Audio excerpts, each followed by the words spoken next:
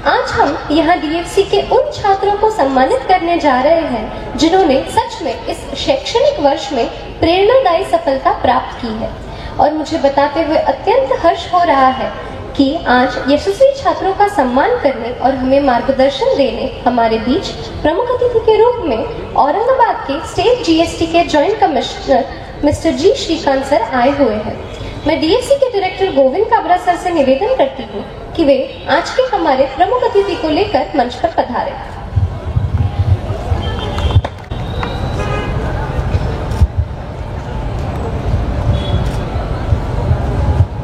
धन्यवाद सर। अतिथि देवो भव। इस भारतीय संस्कृति को बरकरार रखते हुए मैं डीएफसी के डायरेक्टर काबरा सर तथा डायरेक्टर काबरा मैम से निवेदन करती हूँ कि वे हमारे अतिथि का स्वागत करें।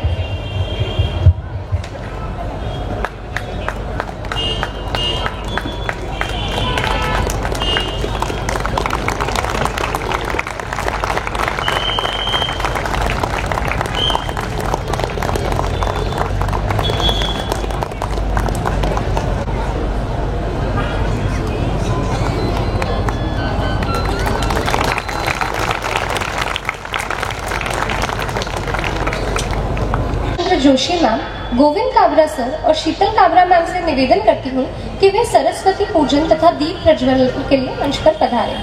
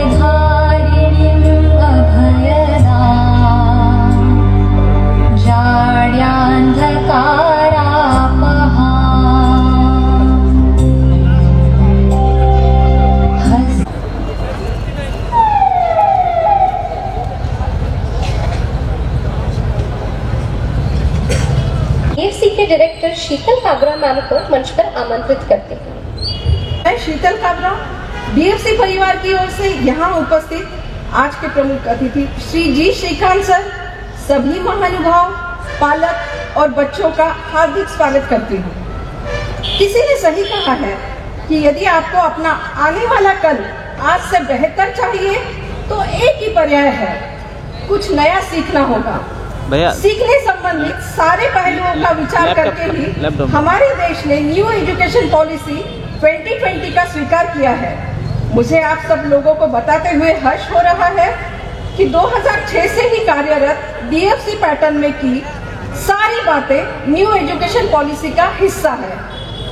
IIT, NEET, CA, NDA, UPSC जैसी परीक्षाओं के साथ साथ school level competitive exams like NTSC, Homi Bhabha young scientist, government scholarship के रिजल्ट पर हमारे रीजन के बच्चों की सफलता और न्यू एजुकेशन पॉलिसी के समाविष्ट धोरण, दोनों ही बातों ने डीएफसी पैटर्न कितना आवश्यक और सफलतापूर्ण है इस बात को प्रमाणित किया है। कोविड-19 के समय भी और उसके परिणाम स्वरूप गत वर्ष भी पूरा शैक्षणिक विश्व परेशान था। उसके बावजूद डीएफसी परिवार ने कठोर मेहनत से नई टेक्नोलॉजी को सीखकर बच्चों और पालकों का मन जीता, ऑनलाइन प्लेटफॉर्म, मोबाइल ऐप को और विकसित किया और उसके अच्छे परिणाम स्वरूप भी हमें मिले। इसीलिए तो आज जैसा कार्यक्रम हो सकता है। 3 अक्टूबर 2022 को हमने IIT, NEET, triple IT, government engineering और मेडिकल कॉलेजेस और अन्य अच्छी संस्थाओं में जिन विद्यार्थियों को प्रवेश मिला उनका फेलिसिटेशन किया। साथ ही 29 जनवरी को 160 बच्चों का औरंगाबाद में सत्कार किया और आज बाकी विद्यार्थियों का सत्कार होगा। जिनका सत्कार हो गया उसकी एक झलक। आज हमारे देश के हर क्षेत्र की जितनी भी अच्छी संस्था है अर्थात engineering, medical, research, architecture, design, NDA, commerce क्षेत्र की नामांकित संस्थाओं में हर जगह आपको डीएफसी का बच्चा दिखेगा ही दिखेगा।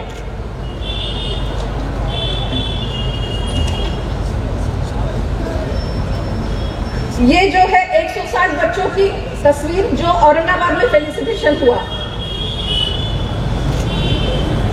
जेडब्ल्यू मेंस एग्जाम 2023 में विराट जोशी 99.84, ऋषिकेश वैद्य 99.65 और अन्य छात्रों ने बड़ी सफलता हासिल की। ये लेटेस्ट रिजल्ट है जो कुछ ही दिन पहले आए हैं। अब किसी को भी बेस्ट रिजल्ट्स के लिए कोटा या अन्य जगह घर से बहुत दूर जाने की जरूरत नहीं है। 10 students are selected for final level of Young Scientist Award through Dr. Homi Bhabha Young Scientist Award examination. It is one of the best result in our region. बच्चों, इसी प्रकार की सफलता मिलने के लिए 3 चीजों को बदलना होगा: बहानों को कोशिश में, आलस को निश्चय में और समस्याओं को अवसर में। डीएफसी का अभिनव उपक्रम अर्न एंड लर्न विद स्किल डेवलपमेंट इंटर्नशिप मॉडल। इस वर्ष से हम इंजीनियरिंग, बीएससी, एमएससी, बीसीएस के स्टूडेंट्स को इंटर्नशिप ऑफर कर रहे हैं। वीकली 20 आवर्स प्रोग्राम में टीचिंग और संलग्न स्किल्स के लिए ट्रेनिंग दी जा रही है। इन विद्यार्थियों को स्टाइपेंड भी दिया जाएगा। एजुकेशन सेक्टर में अच्छे एम्प्लॉयबल मैन पावर का निर्माण होगा और समाज के प्रगति में बहुत बड़ा योगदान होगा। न्यू एजुकेशन पॉलिसी को ध्यान में रखकर एज ग्रुप 0 to 8 के लिए भी हम काम कर रहे हैं। हमारी संस्था अद्वैता एजुकेयर प्राइवेट लिमिटेड की जानकारी के लिए मैं आभा को आमंत्रित करती हूँ। आभा अपनी बात कहने के पहले अंत में इतना ही कहना चाहती हूँ: जीत और हार हमारी सोच पर निर्भर करती है। जीत और हार हमारी सोच पर निर्भर करती है। मान लो तो हार होगी और ठान लो तो जीत ही जीत है। मुझे आशा है कि दुनिया को तुम अपना नाम सकारात्मक रूप से याद रखने की कम से कम एक वजह तो जरूर देंगे। नमस्कार। से दिया जाए उतना उस बच्चे के लिए अच्छा होता है। और इसी बात को ध्यान में रखते हुए डीएफसी की एक डॉटर कंपनी जिसका नाम अद्वैता एजुकेयर प्राइवेट लिमिटेड है, वहाँ एज ग्रुप 0 से 8 यानी जन्म से 8 साल की उम्र तक के बच्चों के डेवलपमेंट पर ध्यान दिया जाता है। यहाँ बच्चों को नहीं बल्कि पेरेंट्स को बताया जाता है कि उन्होंने अपने बच्चों की देखभाल किस तरह और किन चीज़ों को मद्देनजर रखकर करना है। और इस कंपनी का पहला प्रोडक्ट बेबी क्लाउड नामक एक मोबाइल एप्लीकेशन, जिसके थ्रू पेरेंट्स को बच्चों की देखभाल के लिए मिलेंगे कई सारे पेरेंटिंग टूल्स, जैसे डेवलपमेंटल एक्टिविटीज, ऐसी मज़ेदार एक्टिविटीज जो पेरेंट्स बच्चों से करवा भी सकते हैं और बच्चों के साथ कर भी सकते हैं। क्वालिटेटिव असेसमेंट, जहां आसान से सवालों के जवाब देकर पेरेंट्स जान सकते हैं उनके बच्चों के डेवलपमेंट के एग्जैक्ट स्टेजेस और इम्प्रूवमेंट के लिए तरीके। रेसिपीज जो होगी हेल्दी भी और टेस्टी भी। वैक्सीनेशन ट्रैकर, ग्रोथ ट्रैकर और ऐसी कई सारी फैसिलिटीज। मुझे बताते हुए गर्व हो रहा है कि इस ऐप के 95,000 डाउनलोड्स ऑलरेडी हो चुके हैं। उम्मीद है कि डीएफसी की तरह हम इस नए मार्ग पर भी सफलता प्राप्त करेंगे। प्रेरणा क्या होती है? किसी और की सफलता देखकर जब अपने कदम अपने आप सफलता ढूंढने निकल पड़े उसे हम प्रेरणा कहते हैं। और यहाँ उपस्थित हर एक व्यक्ति को ये प्रेरणा आज हमारे उन बच्चों से मिलेगी जिन्होंने अपनी सफलता की चढ़ान शुरू कर राष्ट्रीय और अंतर्राष्ट्रीय स्तर पर अपने नाम का पर्चा लहराया है। मैं हमारे डीएफसी के मैथ्स के टीचर्स विवेक सर तथा ऋषिकेश सर से निवेदन करती हूँ कि वे बच्चों को बुलाने के लिए मंच पर पधारें। A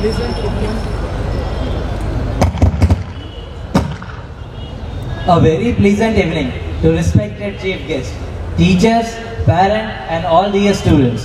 मैं विवेक साकला कहते हैं ना, उचित मार्गदर्शन और कड़ी मेहनत के बिना सफलता प्राप्त करना नामुमकिन है। डीएफसी के उच्चतम मार्गदर्शन के साथ बच्चों की कड़ी मेहनत ने साकार करके दिखाया है डीएफसी का ये अप्रतिम result. Doctor Homi Bhabha exam जो बच्चों को साइंस सब्जेक्ट में प्रैक्टिकल अप्रोच डेवलप करवाती है, और इसी तरह गवर्नमेंट स्कॉलरशिप एग्जाम जो बच्चों के बुद्धिमत्ता बढ़ाती है। इन दोनों ही एग्जाम में रिकॉर्ड रिजल्ट्स देने की डीएफसी की परंपरा हमेशा से ही रही है, और हमें बताते हुए बहुत हर्ष होता है कि इस साल भी औरंगाबाद और जालना के डिस्ट्रिक्ट रैंक फर्स्ट डीएफसी से है। अब जोरदार तालियां हो जाए इन डीएफसी के होनहार स्टूडेंट्स के लिए। तो मैं रिक्वेस्ट करता हूँ आज के चीफ गेस्ट जी श्रीकांत सर और गोविंद जी काबरा सर से कि वह स्टेज पर आगे आए और स्टूडेंट्स को फेलिसिटेट करें। Government scholarship awardee state rank 15 also selected for Dr. Homi Bhabha Young Scientist Award competition.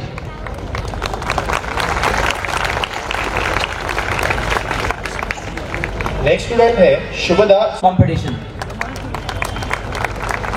तालियां बजती रहनी चाहिए। इन स्टूडेंट्स ने जो कमाल करके दिखाया उसके लिए तालियां बजती रहनी चाहिए। स्वरा संदीप सस्तीकर, इन्होंने गवर्नमेंट स्कॉलरशिप अवार्ड। तालियां बंद हो चुकी है। जालना में तालियों की बहुत कमी दिखाई दे रही है मुझे। Arnav Shashank Pathak government scholarship awardee.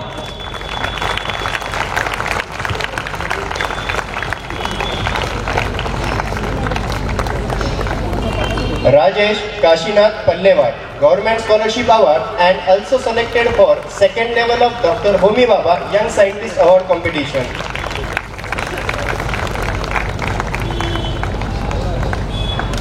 अजिंक्य भागवत पांगड़े गवर्नमेंट स्कॉलरशिप अवार्डी।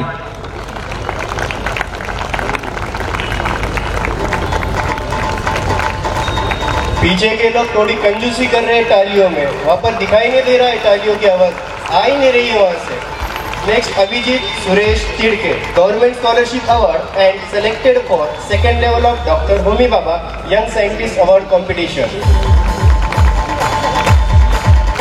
तालियां रुकनी नहीं चाहिए।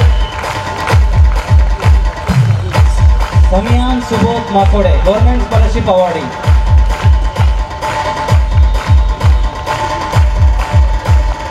Radhika Deepak Joshi government scholarship award. Shrihari Shivanand Mante government scholarship awardee and also best performer in मेगाडिस।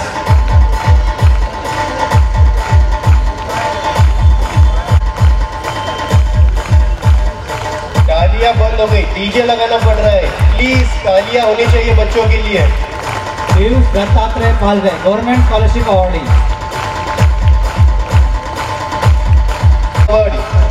बोल काय होत प्लीज तालियां, राइट साइड में तालियां नहीं आ रही है। Akhilesh Subhash Rao Shilwan government scholarship awardee.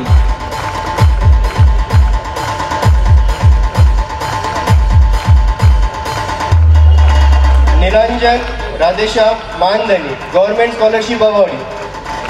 ये निरंजन का भाई है जो उसके बिहाफ पे अवार्ड कलेक्ट कर रहा है। Kabra Akshata Shivaji Bangar government scholarship awardee.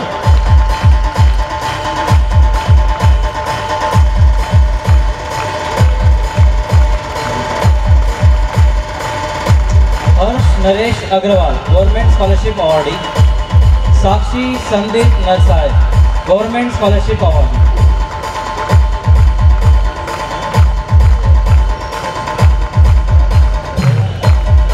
Alankrit Rahul सामने गवर्नमेंट स्कॉलरशिप अवार्डी। तालियां। जितना ये जोरदार रिजल्ट है उतनी जोरदार तालियां होनी चाहिए everyone. Darshana हरिभाव Bidwe Government Scholarship Awardee, also selected for second level of Dr. Homi Bhabha Young Scientist Award. And also selected for second level of Dr. Homi Bhabha Young Scientist Award. Shreya Arvind Kharaj, Government Scholarship Awardee.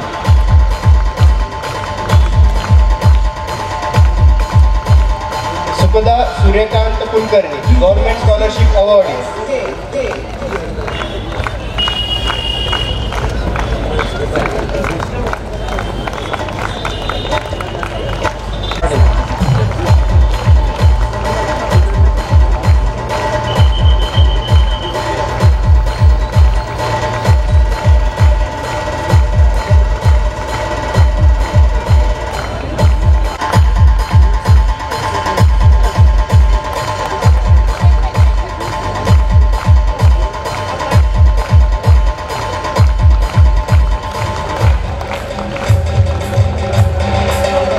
Prithviraj Santosh Borkar, selected for inspire. Electric cycle बनाई है everyone, जोरदार तालियां हो जाए student के लिए।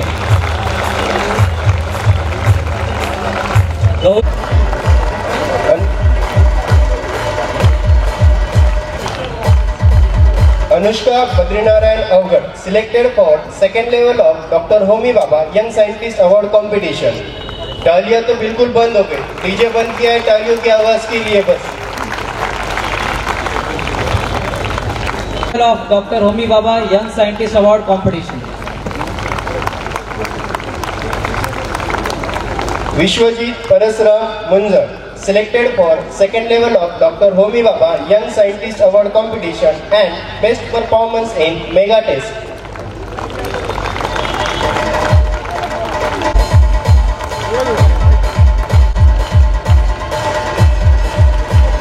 Ananya Balchandra Deshpande, selected for second level of Dr. Homi Bhabha Young Scientist Award competition. Yes, तालियां हो जाए parents please.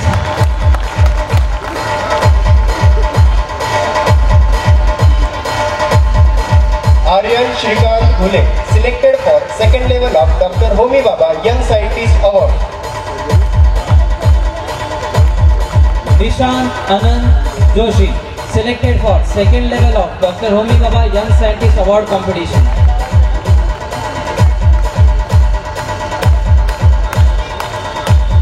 Pratik Victor Munde, selected for second level of Dr. Homi Bhabha Young Scientist Award competition. तिघांचा नाही ना. Palat Anand Soni,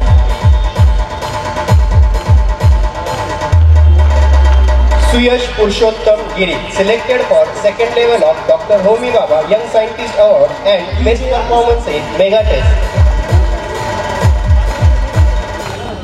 Homi Bhabha Young Scientist Award competition.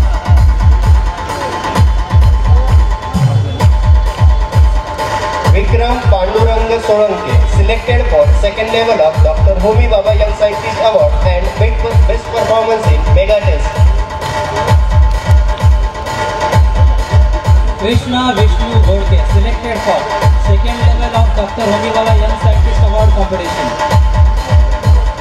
जितना ये जोरदार result है, जितनी जोरदार इन स्टूडेंट की मेहनत है, Selected for second level of Dr. Homi Bhabha Young Scientist Award.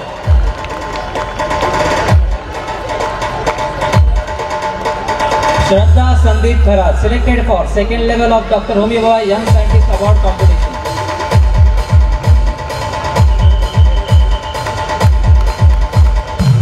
Rajnandini Shivaji Chauhan, selected for second level of Dr. Homi Bhabha Young Scientist Award.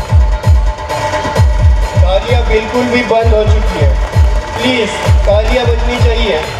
Pushpi Satish Deshmukh, selected for second level of Dr. Homi Bhabha Young Scientist Award competition.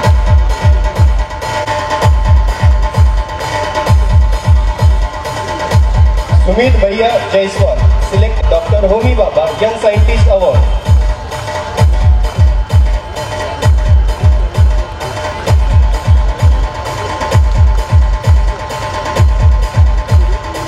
प्राप्ति Sachin Surana absent है.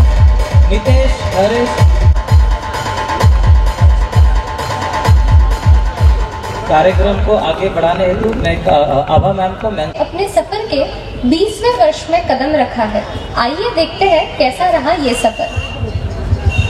त्यांनी DFCचा पाया रचला आणि 11वी 12वीचे वर्ग सुरू झाले। पण सुरुवातीलाच असे लक्षात आले की जर मुलांचे फाउंडेशन स्ट्रॉंग असेल तरच ते 11वी 12वीच्या कठीण प्रश्नांना सहज सामोरे जाऊ शकतील आणि स्पर्धात्मक परीक्षांमध्ये यश संपादन करू शकतील। याच दृष्टिकोनातून 2006 मध्ये DFCने आपला 8वी 9वी आणि 10वीचा स्कूलिंग फाउंडेशन कोर्स जालना आणि औरंगाबाद येथे सुरू केला।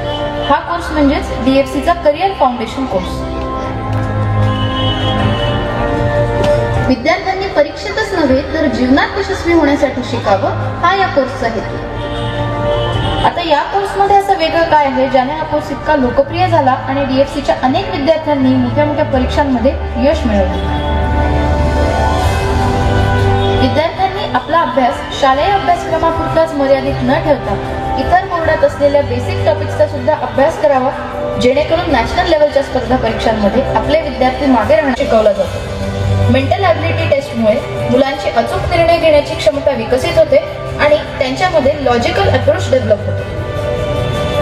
विद्यार्थ्यांचे बालपण न हिरावता त्यांचा सर्वांगीण विकास होण्यासाठी DFC आठवड्यातनं फक्त 2 दिवस अभ्यास शिकवण्याचा उपक्रम चालवते, जेणेकरून राहिलेल्या 5 दिवसांमध्ये मुलं ग्राउंडवर जाऊन भरपूर खेळू शकतात।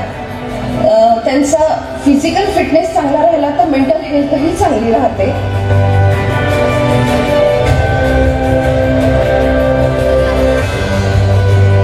शिकवल्यानंतर काय? शिकवणं संपल्यावर मुलांचं काम चालू होतं। यात सगळ्यात पहिल्यांदा येते रिव्हिजन करताना मुलांना त्यांच्या कन्सेप्ट किती क्लिअर आहेत हे लक्षात येते आणि मेहनत जितकी जास्त तितके जास्त डाऊट्स।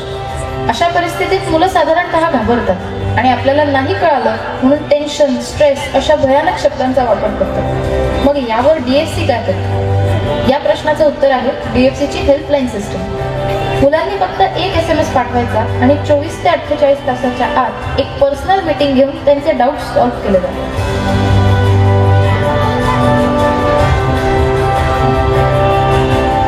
यासाठी आजकालच्या ॲडव्हान्स टेक्नॉलॉजीचा सुद्धा वापर DFC मध्ये होतो, म्हणजेच ऑनलाईन। ऑफलाईन आणि ऑनलाईन या दोन्ही पद्धतींचा वापर करून DFC मध्ये डाऊट सॉल्व्ह करण्यात येतो। आता डाऊट सॉल्व्ह झाल्यावर मुलं काय करू शकतात? DFCचे स्वतः बनवलेले मॉड्यूल सॉल्व्ह करून अवघड प्रश्न सोपे करू शकतात। मुलं DFCच्या ॲपवर प्रॅक्टिस टेस्ट देऊ शकतात।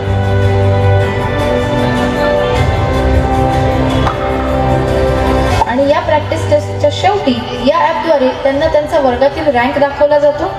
याचबरोबर त्यांचे किती प्रश्न बरोबर आले, किती प्रश्न चुकले आणि चुकलेल्या प्रश्नांचे करेक्ट एक्सप्लेनेशन सुद्धा दाखवले जाते। शिकवल्यानंतरची revision, module solving, doubt solving, practice test solving हे सगळं तर झालं। आता पुढे काय? पुढे येते DFCची मेगा टेस्ट। आता या मेगा टेस्टची खासियत काय? DFC मध्ये सेल्फ कॉम्पिटिशनला प्रमोट केले जाते, म्हणजे विद्यार्थ्यांची स्पर्धा इतरांशी नव्हे तर स्वतःशीच। यासाठी DFC मध्ये प्रत्येक विद्यार्थ्याचे मागील परीक्षेतील गुण पाहून त्याला एक टार्गेट सेट करून दिले जाते आणि नुसतेच टार्गेट सेट न करता प्रत्येक विद्यार्थ्याला हो मी चॅलेंज ॲक्सेप्ट करतोय असा एक SMS हेल्पलाईन नंबरवरती पाठवण्यास प्रवृत्त करण्यात येते। आता आपल्याला वाटेल हा SMS कशासाठी? तर विद्यार्थ्यांना सवय लावण्यासाठी की जीवनात कितीही कठीण परिस्थिती आली, कितीही संकट आली तरी न डगमगता त्या चॅलेंजला हसत खेळत ॲक्सेप्ट करा आणि मग संकटावर मात करा। यामुळे आपल्या DFCचा हेतू सुद्धा साध्य होतो। लक्षात आहे ना? परीक्षेतच नव्हे तर जीवनातही यशस्वी होण्यासाठी शिकूया। आणि हो, जे विद्यार्थी टार्गेट ॲक्सेप्ट करून त्याला अचीव करतात त्यांचा सत्कार DFC मध्ये केला जातो। आता या सर्व उपयोगी सवयींमुळेच DFCचा विद्यार्थी आज प्रत्येक क्षेत्रामध्ये यशस्वीरित्या वाटचाल करतो।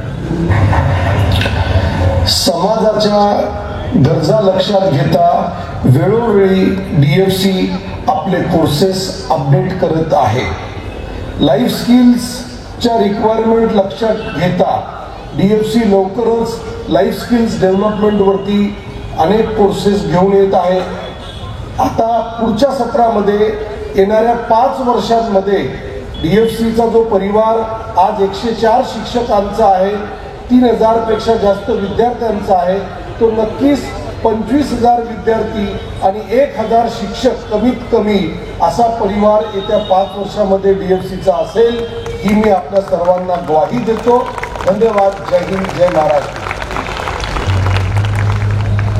जो आपको सोने ही नहीं देते, ऐसे ही अपने सपनों की ओर एक कदम आगे बढ़ाते हुए DFC मेगा टेस्ट अचीवर्स को मैं मंच पर आमंत्रित करना चाहता हूं, जिनके नाम है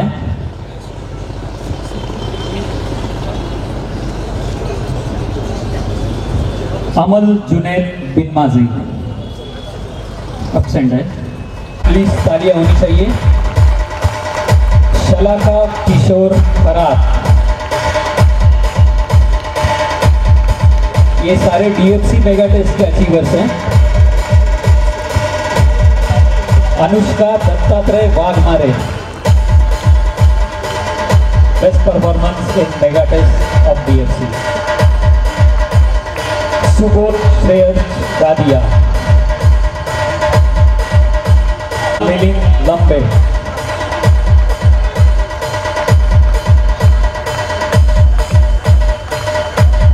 Shubhra Nitin Patil, best performance in mega test of DFC. Vedant Bharat Thorat. Parents DFC student को फेलिसिटेट करके मोटिवेट करिए. आप भी अपनी तालियों के थ्रू, प्लीज तालियों के थ्रू मोटिवेट कीजिए प्लीज. याहवी आनंद जैन.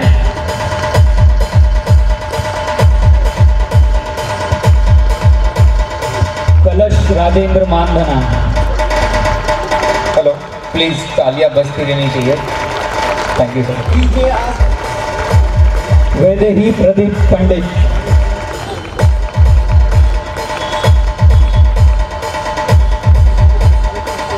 तुलसी रमन तोशनीवाल. पलक मनोज अग्रवाल.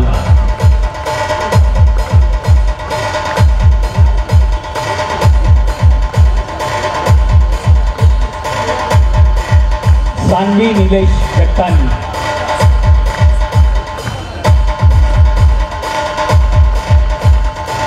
अथर्व शरद लपोटिया.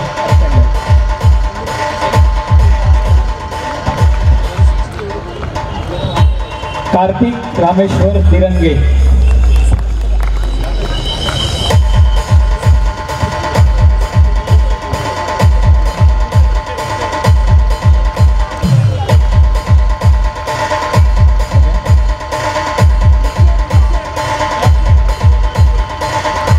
क्षीरसागर.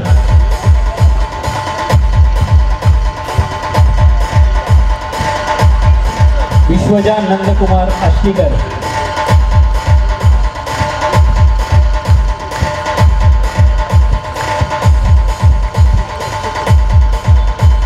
मान्यता प्रमोद मिश्रा.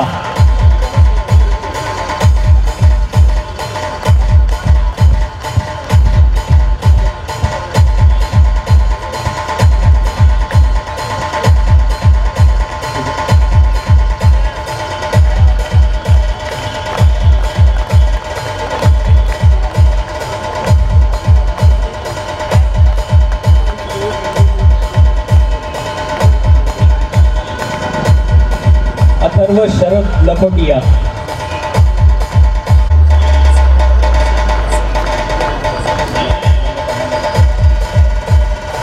स्वरा कुशल कड़े.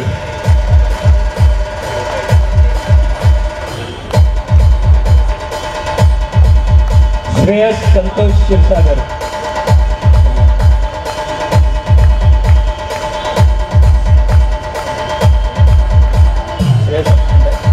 विश्वजा नंदकुमार आष्टीकर. मान्यता प्रमोद मिश्रा. पेरेंट्स तालियों से उत्साह बढ़ाइए स्टूडेंट्स का. तालियां प्लीज.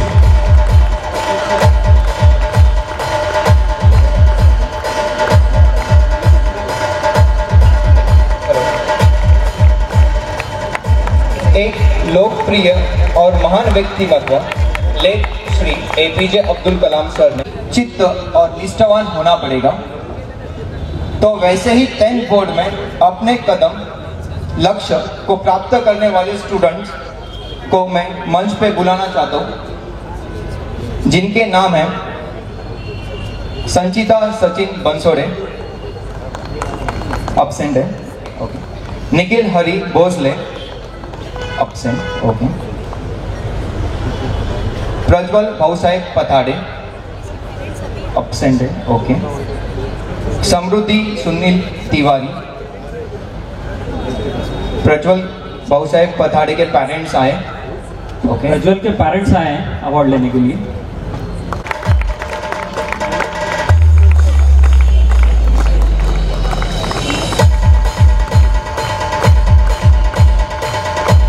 समृद्धि सुख भंडारगे, सिद्धि Vitthal Golak, 10th board exam achievers 2022, 98.2 marks. Please तालियां बजते रहनी चाहिए। सिद्धि विठल गोलक।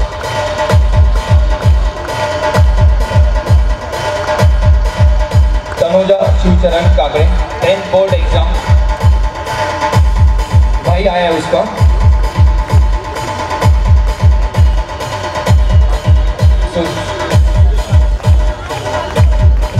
Sujit Kishan Rao Kharat, 10th board exam absent है। यह सुनील राठौर, उसके पेरेंट्स आए हैं।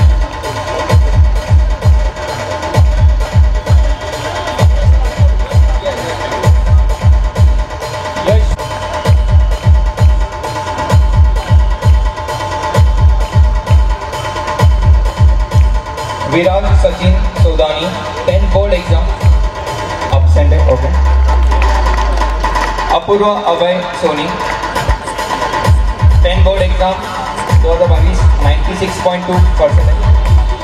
पेरेंट्स तालियों में कमी मत कीजिए, तालियां बजती रहनी चाहिए। Ishwari Raju Kamre, 10th board exam, 97 marks. Tanvi Nilesh गटानी,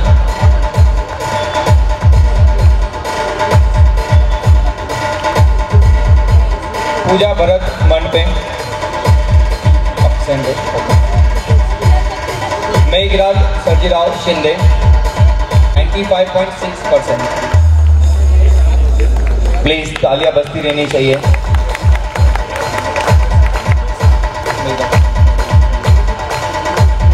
Meghraj Shinde के पेरेंट्स आए। मेघराज सर्जीराव शिंदे के पेरेंट्स आए।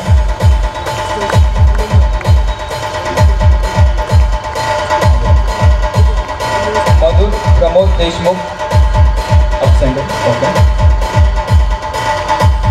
समृद्धि सुभाष बड़ांगे, ये एक गवर्नमेंट स्कॉलरशिप अवार्डी है। तालियां बजती रहनी चाहिए पेरेंट्स। इतना क्राउड है, तालियों की आवाज कुछ भी नहीं आ रही है। I request you all. Shreya Bhagwat 8 government scholarship awardee.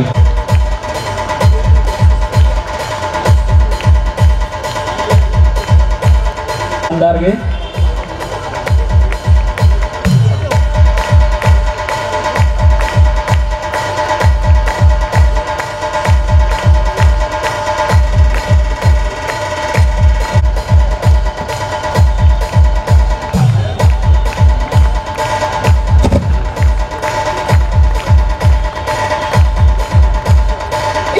अपने साथी दोस्त के लिए तालियां बजाइए। मैं चाहता हूं कि अगली बार आपके वो साथी भी आप सभी के लिए तालियां बजाएं, और इसके लिए DFC हमेशा ही आपके साथ है। Thank you. अब प्रोग्राम को आगे बढ़ाने हेतु मैं आभा मैम को फिर से मंच पर आमंत्रित करता हूं। Thank you so much. अतिथि माननीय जी श्रीकांत सर के सम्मान में 2 शब्द कहने के लिए मैं उन्हीं के मित्र डॉक्टर सुशील राठी, जो कि नांदेड़ के जाने माने यूरोलॉजिस्ट और वक्ता है, और जिनके विचार सुनने का आनंद हमने कुछ वर्ष पहले औरंगाबाद में उठाया था, उन्हें मैं मंच पर आमंत्रित करती हूँ। श्री जी श्रीकांत साहेब, DFC चे संचालक श्री गोविंद काबरा, सौ शीतल काबरा, संपूर्ण DFC ची टीम, उपस्थित सर्व मान्यवर, पालकवर्ग आणि विद्यार्थी मित्र, आज मला इथे माझे मित्र श्री जी श्रीकांत साहेबांचा परिचय देण्यासाठी माझ्या भाचींनी सांगितलं. खरं तर त्यांचं व्यक्तिमत्व इतक्या जवळून मी बघितलेलं आहे आणि इतकं उत्तुंग आहे की तो परिचयाचा भाग मी थोडक्यात करणे हे थोडेसे माझ्यासाठी जिकिरीचे असेल. परंतु हेही तितकंच खरं आहे की मी त्यांच्यामध्ये आणि तुमच्यामध्ये फारसा वेळ उभं राहणं पण इष्ट नाही, कारण की आपण सर्वजण त्यांचा जीवन प्रवास ऐकण्यासाठी उत्सुक आहोत.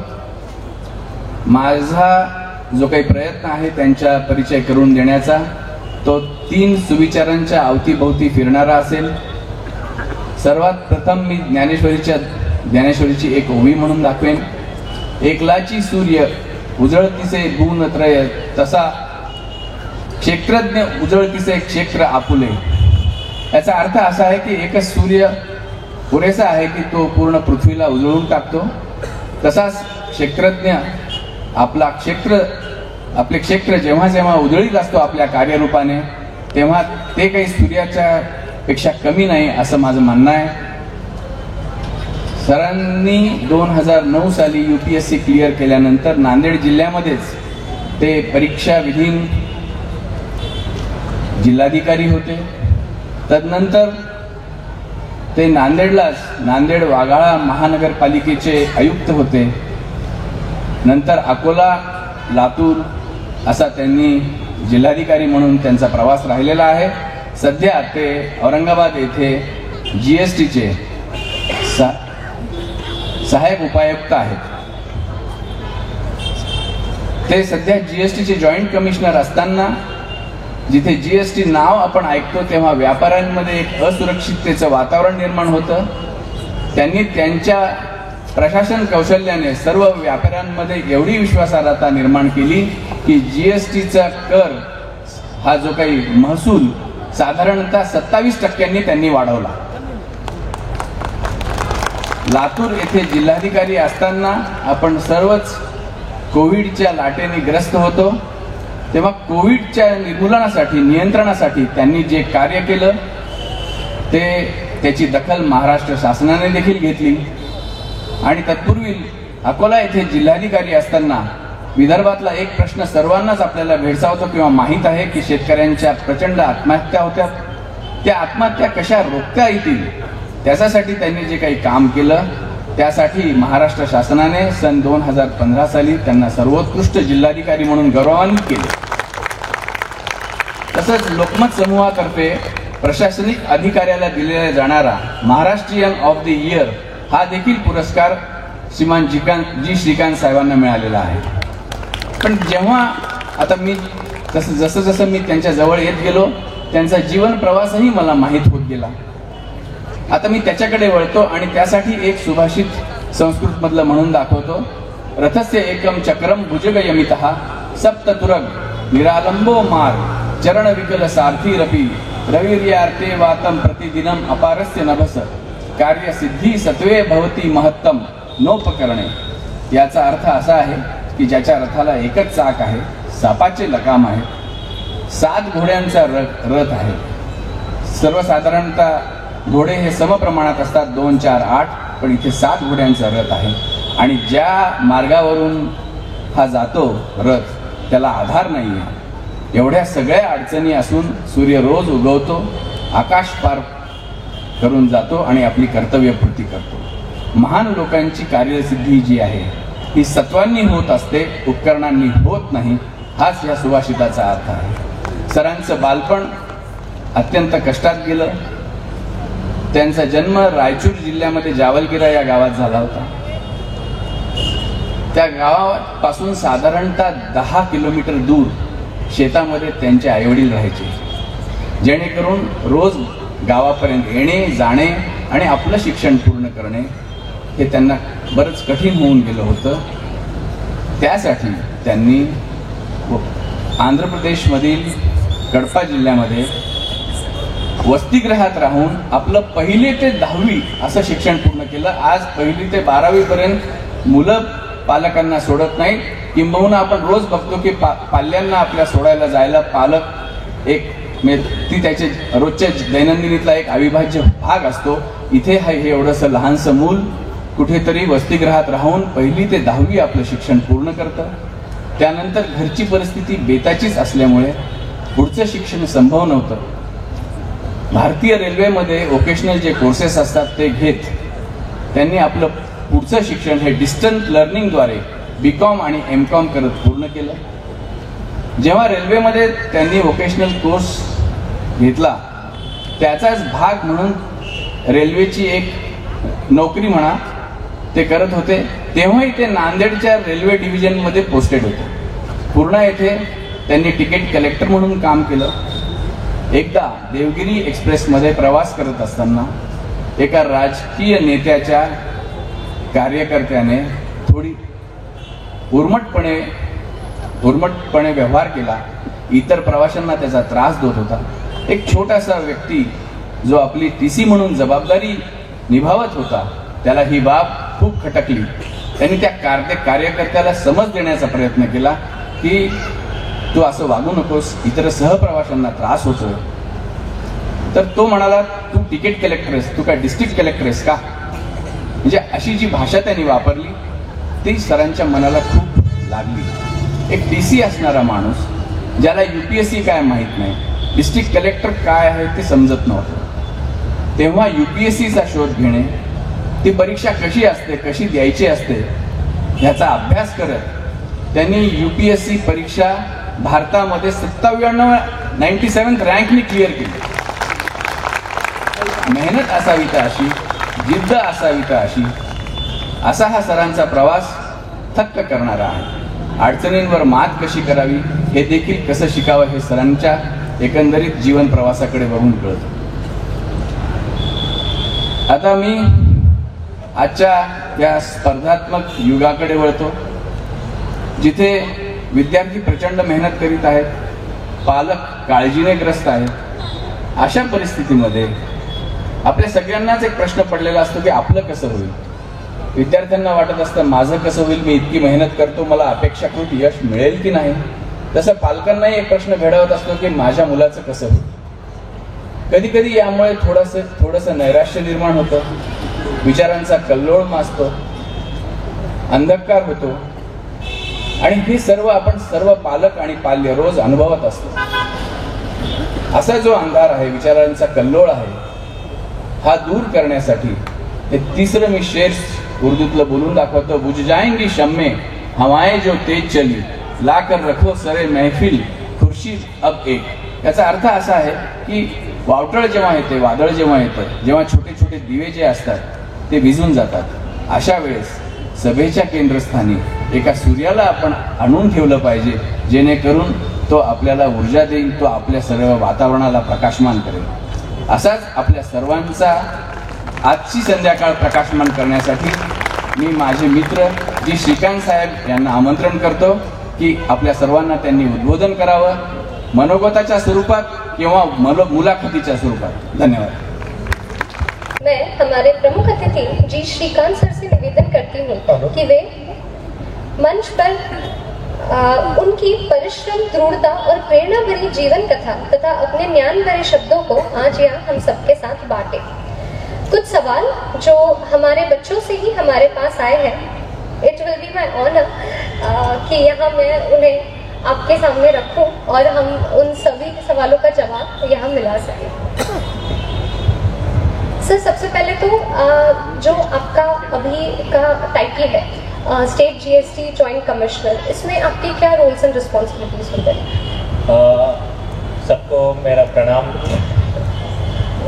माझं नाव जी श्रीकांत आहे आणि मी मूळ कर्नाटकचा आहे आणि आता सध्या मी औरंगाबाद येथे स्टेट GST या म्हणजे GST आपल्याला माहिती आहे, बरेच लोकांना सांगतात, बरेच लोक सांगतात की आम्ही टॅक्स भरतो, ह्या लोक भरत नाही, त्या लोक भरत नाही. असं नाही आहे. भारतातील असेल किंवा बाहेरातील असेल, जे भारतात येतो ते प्रत्येक जण टॅक्स भरतो. You are the contributor for the nation's development. आणि तुम्ही जे टॅक्स भरताय ते थेट शासनाला भरत नाही.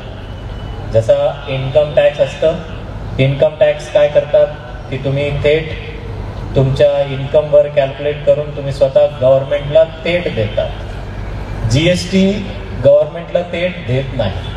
जसं उदाहरणार्थ तुम्ही कुठल्या हॉटेलमध्ये खानावळीमध्ये गेलात आणि तिथं तुम्ही जेवण केल्यानंतर 100 रुपये बिल झालं, मग तुमच्याकडून ते 5 रुपये GST म्हणून वसूल करतो.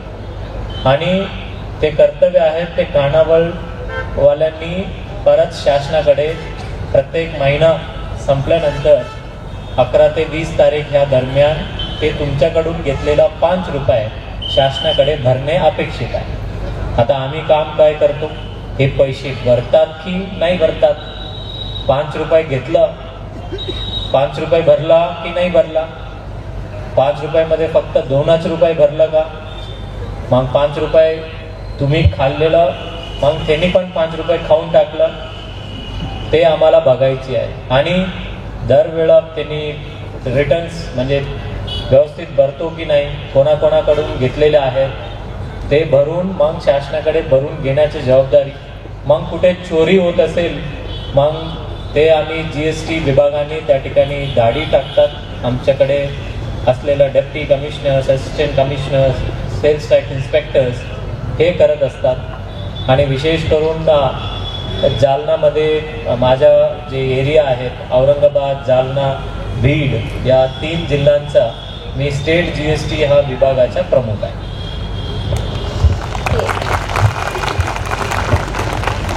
सर, आपकी जो लाइफ जर्नी है जिसको फेमसली ये टाइटल दिया गया है TC to DC, इसकी शुरुआत कहाँ से हुई? मैं मूल आप हिंदी में पूछ रहे हैं, मैं मराठी में बोल रहा हूँ बिकॉज आई लव मराठी, मेरा कर्मभूमि है. तो जरी मला 6 भाषा चांगल्या पद्धतीने येतात आणि ज्या मातीने मला मोठं केलं, ज्या मातीने मला माझ्या परिवाराला मोठा केला, त्या मातीतलं भाषा बोलणे हा माझा प्रथम कर्तव्य आहे. म्हणून मी मराठी मुद्दामून बोलतो.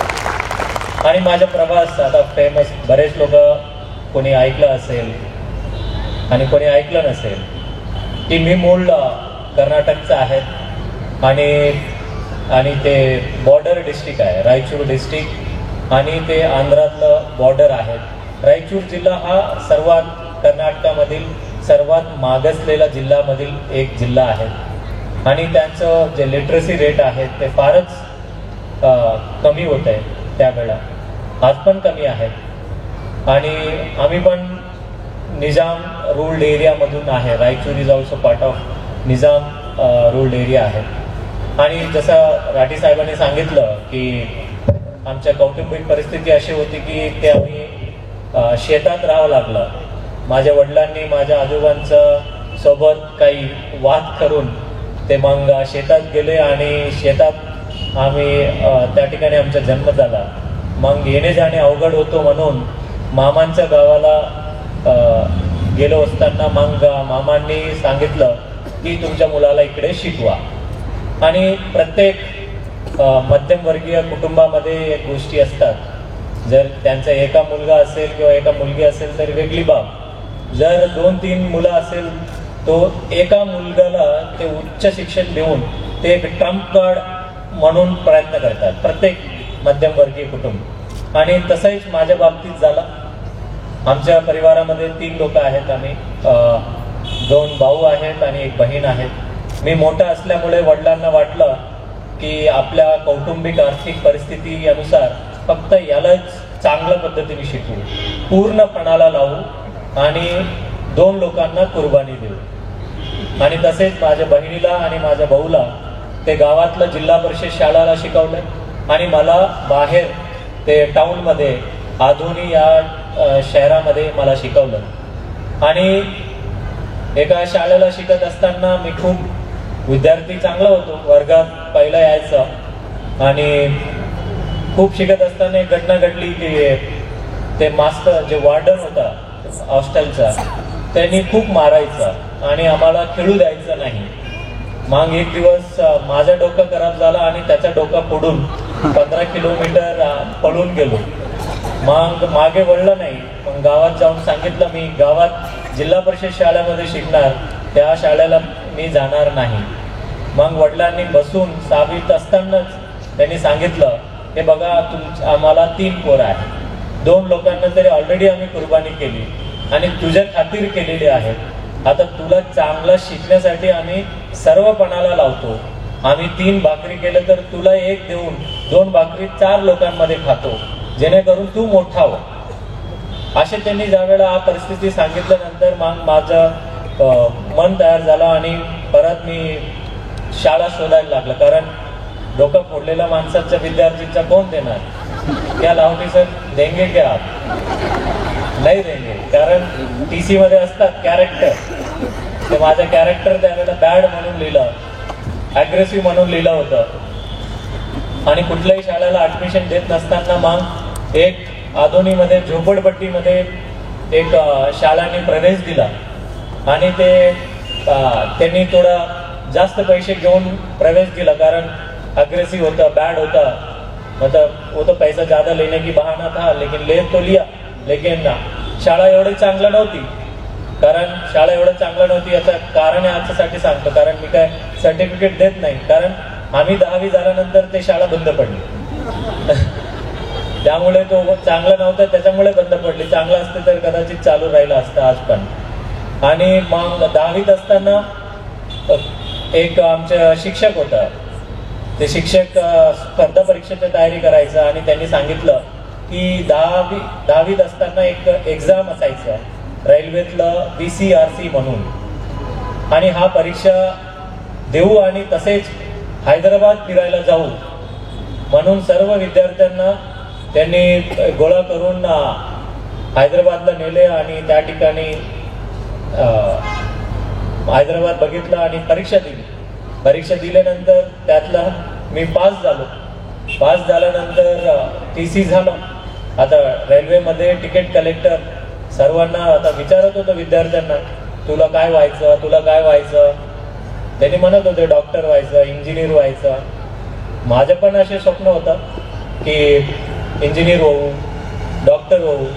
परत मग घराकडे विचार चालू झाला आमच्या राऊंड टेबल कॉन्फरन्स आमच्या छोट्याशा परिवारातलं, की मला इंजिनियर व्हायचं की तुम्ही मला आता नोकरीला नाही जायचे. 10वी नंतर किती वय असतं? 15वं वय असतं. 15व्या वयामध्ये मला नोकरी नाही करायची. माझे सर्व मित्र हे म्हणजे सायन्सचं ॲडमिशन घेतात आणि तिकडे जायचं. वडिलांनी सांगितलं, बेटा देखो ये बड़े बड़े इंजिनियर इधर बिना नौकरी के घूम रहे, आणि तुम्ही बघा तुला आत्ताच नोकरी भेटले, तू आता नोकरी कर. मग त्यानंतर तू बघ तुला नंतर काय करायचं ते कर. नंतर आम्ही तुम्हाला काही ठोकणार नाही, काही थांबवणार नाही. आणि त्या वयामध्ये इट इज इन 2000 आणि त्यावेळेला 9,000 रुपये पगारीमध्ये आम्ही जॉईन झालो. आणि जॉईन झालो परत फिरून फिरून परत या निजाम एरियामध्येच येऊन पडलो. परभणी जिल्हा पूर्ण येथे मी रेल्वेमध्ये तिकीट कलेक्टर म्हणून जॉईन झालो. आणि जॉईन झाल्यानंतर मग माझ्या अभ्यासामध्ये रुची होता. 12वी, ग्रॅज्युएशन, पोस्ट ग्रॅज्युएशन हा मुक्त विद्यापीठातून मी करत होतो. मग केलं आणि एक घटना घडली अशी की एक परभणीतला खासदारांचे कार्यकर्ते त्या देवगिरी एक्सप्रेसमध्ये मी रेल्वेमध्ये TC म्हणून काम करत असताना मला ते मस्ती करत होते. मस्ती करता म्हणजे ज्यांना समजतात त्यांना समजतात.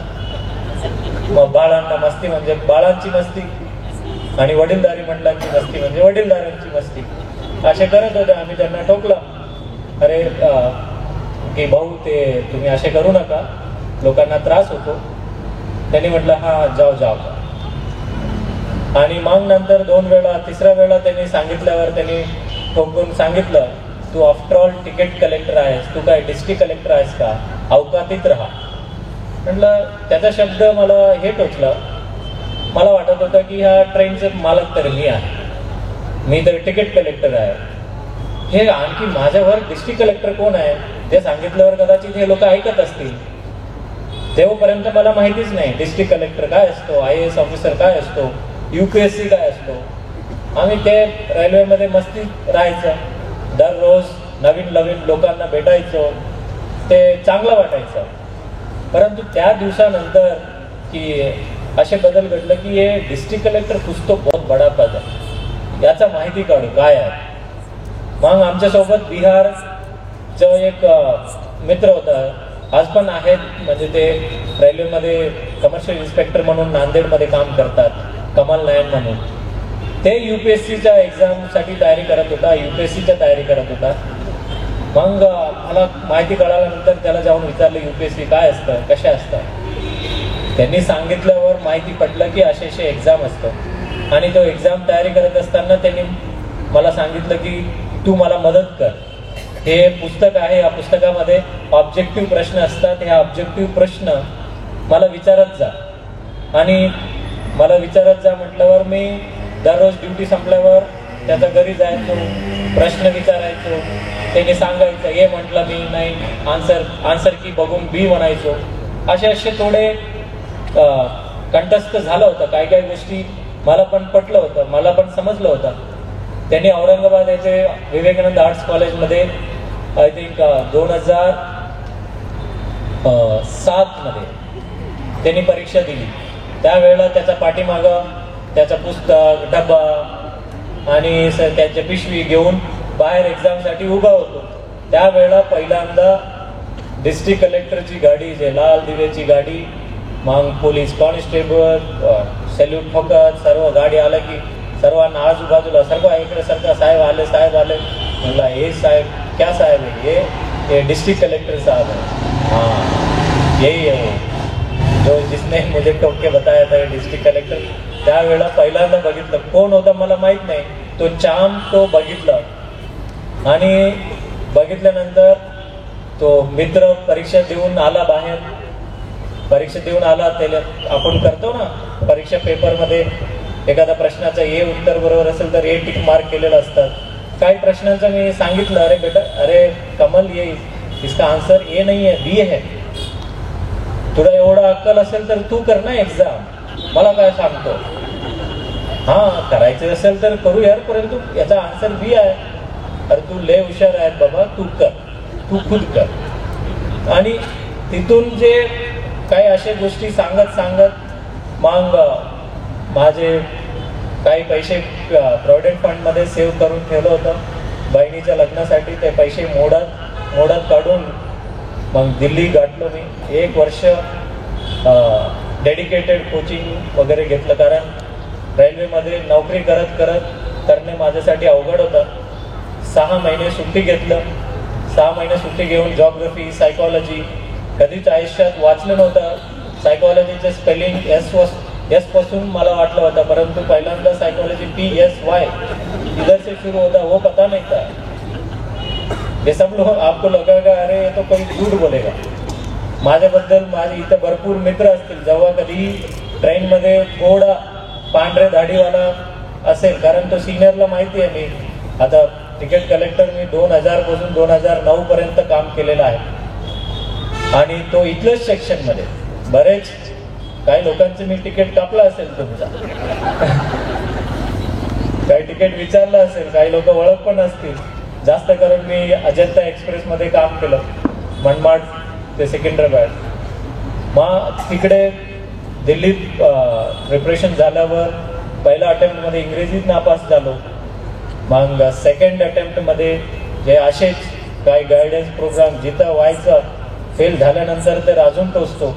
चलो जो ये करा तो पास होगा, चलो ये भी करेंगे, वो करा तो पास होगा, वो भी करेंगे. सब कुछ किया. सेकंड अटेम्प्ट में खूप चांगला मेहनत करून परीक्षा दिली. 2009 मध्ये मे 6 तारीखला मी अजंता एक्सप्रेसमध्ये आय थिंक S34 हा कोचेसमध्ये मी तिकीट कलेक्टर होतो. मला माझ्या मित्रांनी, तोच मित्र जो कमलनी मला फोन करून सांगितलं तुझा ऑल इंडियामध्ये 97 रँक आला आणि तू वेकन्सीज बघून आता तू IAS होणार आणि डिस्ट्रिक्ट कलेक्टर होणारच. पण तो प्रवास ticket collector to district collector तो IAS झाला, परंतु ते होऊन माझं स्टोरी सांगितलं तर काही लोकांना फिल्मीच वाटतं आणि मला पण मी कधी वाचलं तर मलाच फिल्मी वाटतं की इतना फिल्मी कैसा आहे की IAS झाल्यानंतर मला काश्मीरपासून कन्याकुमारी, गुजरातपासून अरुणाचल प्रदेश कुठेही गेलो असतो. आलो महाराष्ट्रात, कारण पहिला प्रेफरन्स होता महाराष्ट्रात, कारण फ्रेम होता महाराष्ट्रात, कारण प्रेयसी होती महाराष्ट्रात. प्रेयसी होती कि जालना शहर जब राठी साहब ने काबरा साहब ने बुलाया कि सर औरंगाबाद हो गया, अभी जालना आओ. मैंने बोला यार जालना में सिर्फ गर्लफ्रेंड से मिलने आता था. तब अभी पहली बार आप मोटिवेशन के लिए बुला रहे हो. मैं माझे मिसेस आणि आम्ही सोबत तयारी केलं त्यावेळेला. ते मेहकरची आहे, बुलढाणा डिस्ट्रिक्ट. आणि IAS झाला तर महाराष्ट्रात पहिला प्रेफरन्स होता, मिळाला. मग महाराष्ट्रामध्ये सुद्धा मुंबईपासून गडचिरोली, नंदुरबारपासून कोल्हापूरपर्यंत कुठेही गेला असतो. मग येऊन पडलं इथंच मराठवाड्यातच आणि मराठवाड्यामध्ये पडलो आणि तो सुद्धा नांदेड, ज्या डिव्हिजनमध्ये तिकीट कलेक्टर होतो तिथंच असिस्टंट कलेक्टर, म्युनिसिपल कमिशनर आणि ज्या लातूर रोडमध्ये तिकीट कलेक्टर म्हणून काम केलं, त्याच जिल्ह्याचा जिल्हाधिकारी म्हणून. ज्या अकोलामध्ये मी HTT म्हणून प्रमोशनला गेलो होतो तिथंच अकोलामध्ये फर्स्ट डिस्ट्रिक्ट कलेक्टर पोस्टिंग माझी तिकडेच झाली.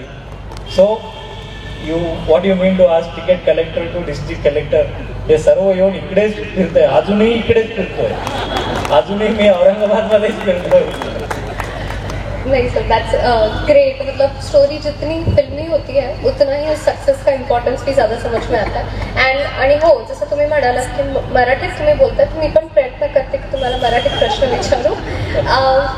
हे जेव्हा डिस्ट्रिक्ट कलेक्टरचं टायटल हे झालं, रायचूरमध्ये मीडिया कव्हरेजमध्ये काहीतरी एक न्यूज आर्टिकलमध्ये काहीतरी इश्यू झाला होता, त्याच्याबद्दल काही सांगता येणार का? कारण काय असतं, ज्या वेळेला आमच्यासारखं म्हणजे एक मध्यमवर्गीय शेतकरींचा पुत्र आणि ज्या घरामध्ये, ज्या गावामध्ये एकही सरकारी नोकरदार नसलेला माणसं, अशा जिल्ह्यातून आणि ज्या जिल्ह्यामध्ये कधीच IAS हा पाहिलंच नाही, अशा माणसं किंवा एक सामान्य मध्यमवर्गीयांनी एक पायरी चढलं तर हां ठीक आहे बाबा हे होऊ शकतं आहे. अचानकच 10 पायरी जर चढली ना, लोकांना शॉक बसतो, आश्चर्य होतो आणि लोक म्हणतात येड्यात काढतात, तुम्हाला विश्वासच करत नाही. आणि त्या गोष्टी सुद्धा माझ्या बाबतीत झाल्या. रायचूर काय एकच मराठवाड्यातच मी ज्या वेळेला, आता मी मूळ सांगितलं, मी मूळ कर्नाटकाचा आहे, शिकलो आंध्रात, काम करतो महाराष्ट्रात. ज्या वेळेला IAS झाल्यानंतर जनरली पेपरवाले केसापूरकर सर, मीडियावाले काय सांगतात, हां बघा बाबा कोण कोण आहे आज रिझल्ट. फॉर एक्झाम्पल आज जरी UPSC रिझल्ट आला, मग सर्व मीडियावाले बघतात कोण कोण आहे, कोचिंग वाल्यांना विचारतात, DFC वाले पूछते हाँ कोई है क्या, राठी, खाबरा, मुंदड़ा और देशमुख ऐसा कोई है क्या. फिर जब कोचिंग में नहीं गया, अभी दिल्ली गया, दिल्लीचं कोणी विचारत नाही, मग इथं मराठीवाले मराठी नाव शोधतात, देशमुख, कांबळे, माझं तर आडनावच नाही, जी श्रीकांत. आता जीचा काय शोध काढावा. आता जर माझं नाव श्रीकांत देशमुख असलं तर केसापूरकर सरांनी छापलं असतात, आपला मराठीचं एक देशमुखांनी हे झालं होता. बट मी जी श्रीकांत आहे. मग कर्नाटकामध्ये सुद्धा आडनाव चालतं. आमच्या गावामध्ये आमची आडनाव सज्जन आहे, परंतु मामाच्या गावामध्ये आमचे ऍडमिशन टाकल्यामुळे तिकडे पण कोणी कव्हरेज नाही. मग मला वाटलं कल के दिन, मुझे भी पता नहीं था, पेपर में रिजल्ट आने के बाद पेपर में कैसा आता है, अभी तुम लोग तो इधर छाप दिए DFC प्राइड वगैरे वगैरे. आणि दुसऱ्या दिवशी मी पेपर उघडून बघतो, कोणताही पेपर छापले नाही, मराठी छापली नाही, तेलुगू छापली नाही, कन्नड छापला नाही, इंग्लिश तरी छापलंच नाही. म्हटलं परत मी माझा रोल नंबर बघितला, माझा रोल नंबर 058501. परत रिझल्ट जाऊन परत इंटरनेटमध्ये बघितलं, खरंच मी पास झालो का? कारण स्वतःला आश्चर्य होतो ना. परत दुसरी दिवशी काय IAS चे रिझल्ट आज आला म्हणजे काय उद्या थोडी तुम्हाला IAS ची पदवी घेऊन बसतात.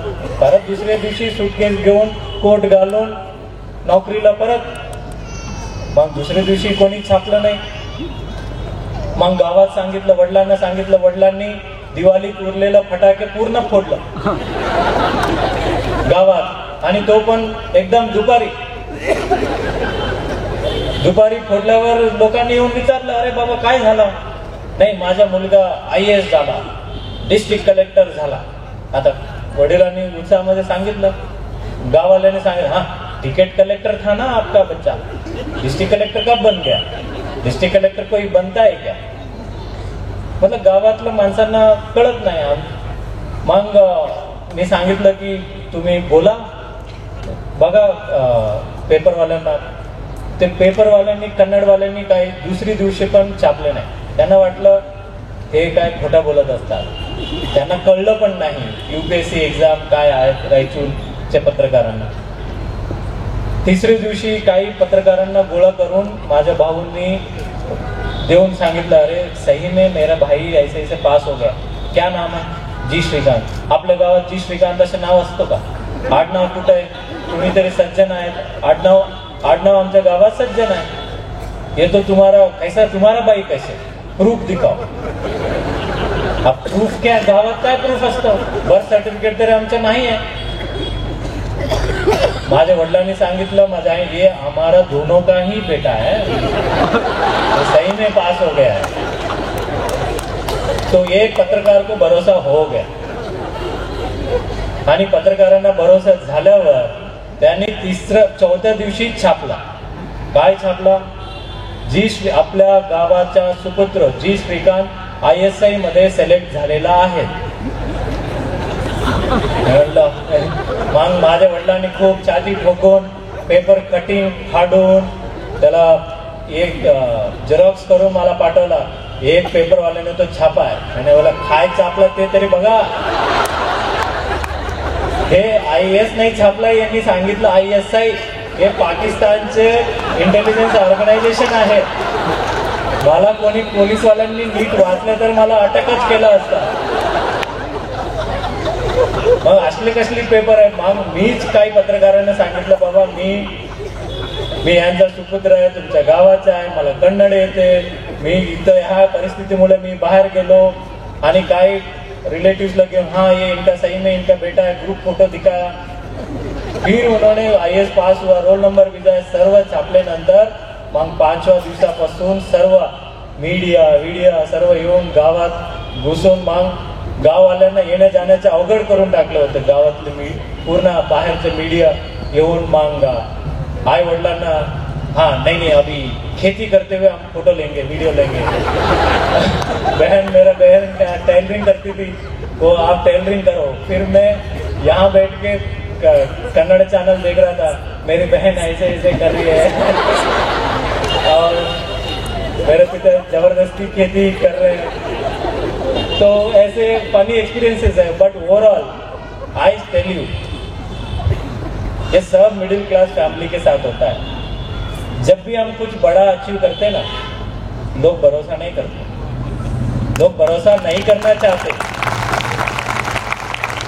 और तीसरी बात तो लोग नहीं चाहते कि तू बड़ा हो, तो हमारे औकात में ही रहो. हमको तय करना है हमारा लीग कौन सी है, हमको कितना ऊपर जाना है, ये अपने को डिसाइड करना है. बहुत बार दुश्मनी हो जाती है. तुम बहुत अच्छा सक्सेस कर लिया, मुझे लगता है शायद ये डर है. जब कोई अच्छा सक्सेस कर लिया ना, भरोसा नहीं करना, ये तो उनका डर है. साला मैं नहीं हो सके, ये कैसा होगा, असं कसं होणार. आम्ही पण सेम खातो, भाकरी खातो, हाँ भाजी खातो, आणि काही पुढे 2 रुपये जास्त असेल तर मटणाची भाकरी खात असेल तर. परंतु आमच्यापेक्षा याचा काय बुद्धी वेगळी असेल, यांनी वेगळं काय गाजर खाल्लं असेल, ते भीती आहे. खरंच ये भीती है. हम कोई हमारी बराबरी की बंदा ने थोड़ा एक पाउल फेंकला तर हाँ ठीक है, ये ठीक है, ये हो सकता है. थोड़ा कुछ भी अगर नासा चले गए, अच्छा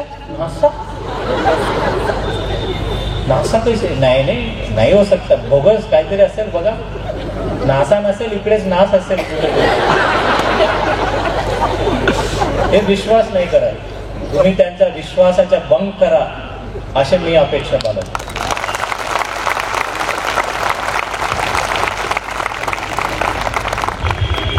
व्हेरी वाईज वर्ड सर. जसं तुम्ही म्हणालात की लोकांना विश्वासच लवकर बसत नाही, तर डिस्ट्रिक्ट कलेक्टर व्हायसाठी जो इंटरव्ह्यू सेशन असतो तिथे पण तुम्ही असे काही लोकांना सामोरे गेले असणार ज्यांना विश्वास बसला नसेल, तर तिथली काही स्टोरी तुम्ही सांगू शकता? ज्या वेळेला आपण UPSCच्या तयारी करतो, UPSC मध्ये 3 टप्पे असतात, प्रिलिम्स, मेन्स आणि इंटरव्ह्यू. आता प्रिलिम्स मध्ये गोळा करायचं, A, B, C, D. चुकून जरी तुम्ही पास झाला, चुकून जरी, कधी 1 आउट ऑफ 1 लाख कदाचित होत असेल, परंतु मेन्स, प्रिलिम्स पास झाल्यानंतर मेन्स दिला.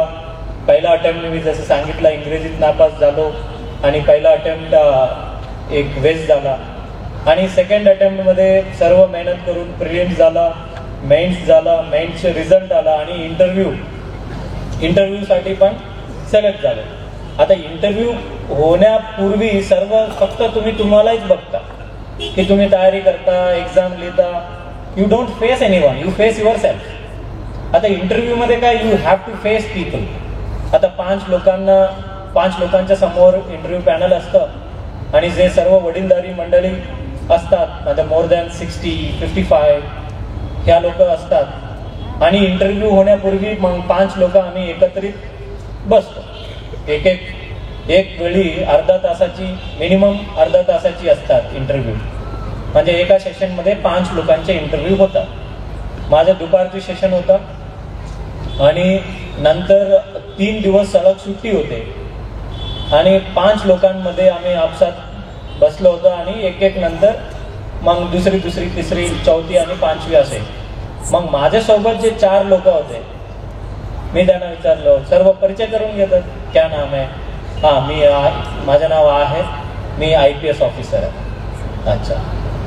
फिर दूसरा, आपण आपला तो आखरी लँग्वेज कळणार आहे का. दुसरं त्यांनी म्हटलं मी इन्कम टॅक्स मध्ये आहे. तिसरं मी IITian आहे. आणि चौथा ते I think some MBBS doctor इथला. मला विचारलं तुम्ही, मी तिकीट कलेक्टर आहे आणि शिक्षण BCom मुक्त विद्यापीठ.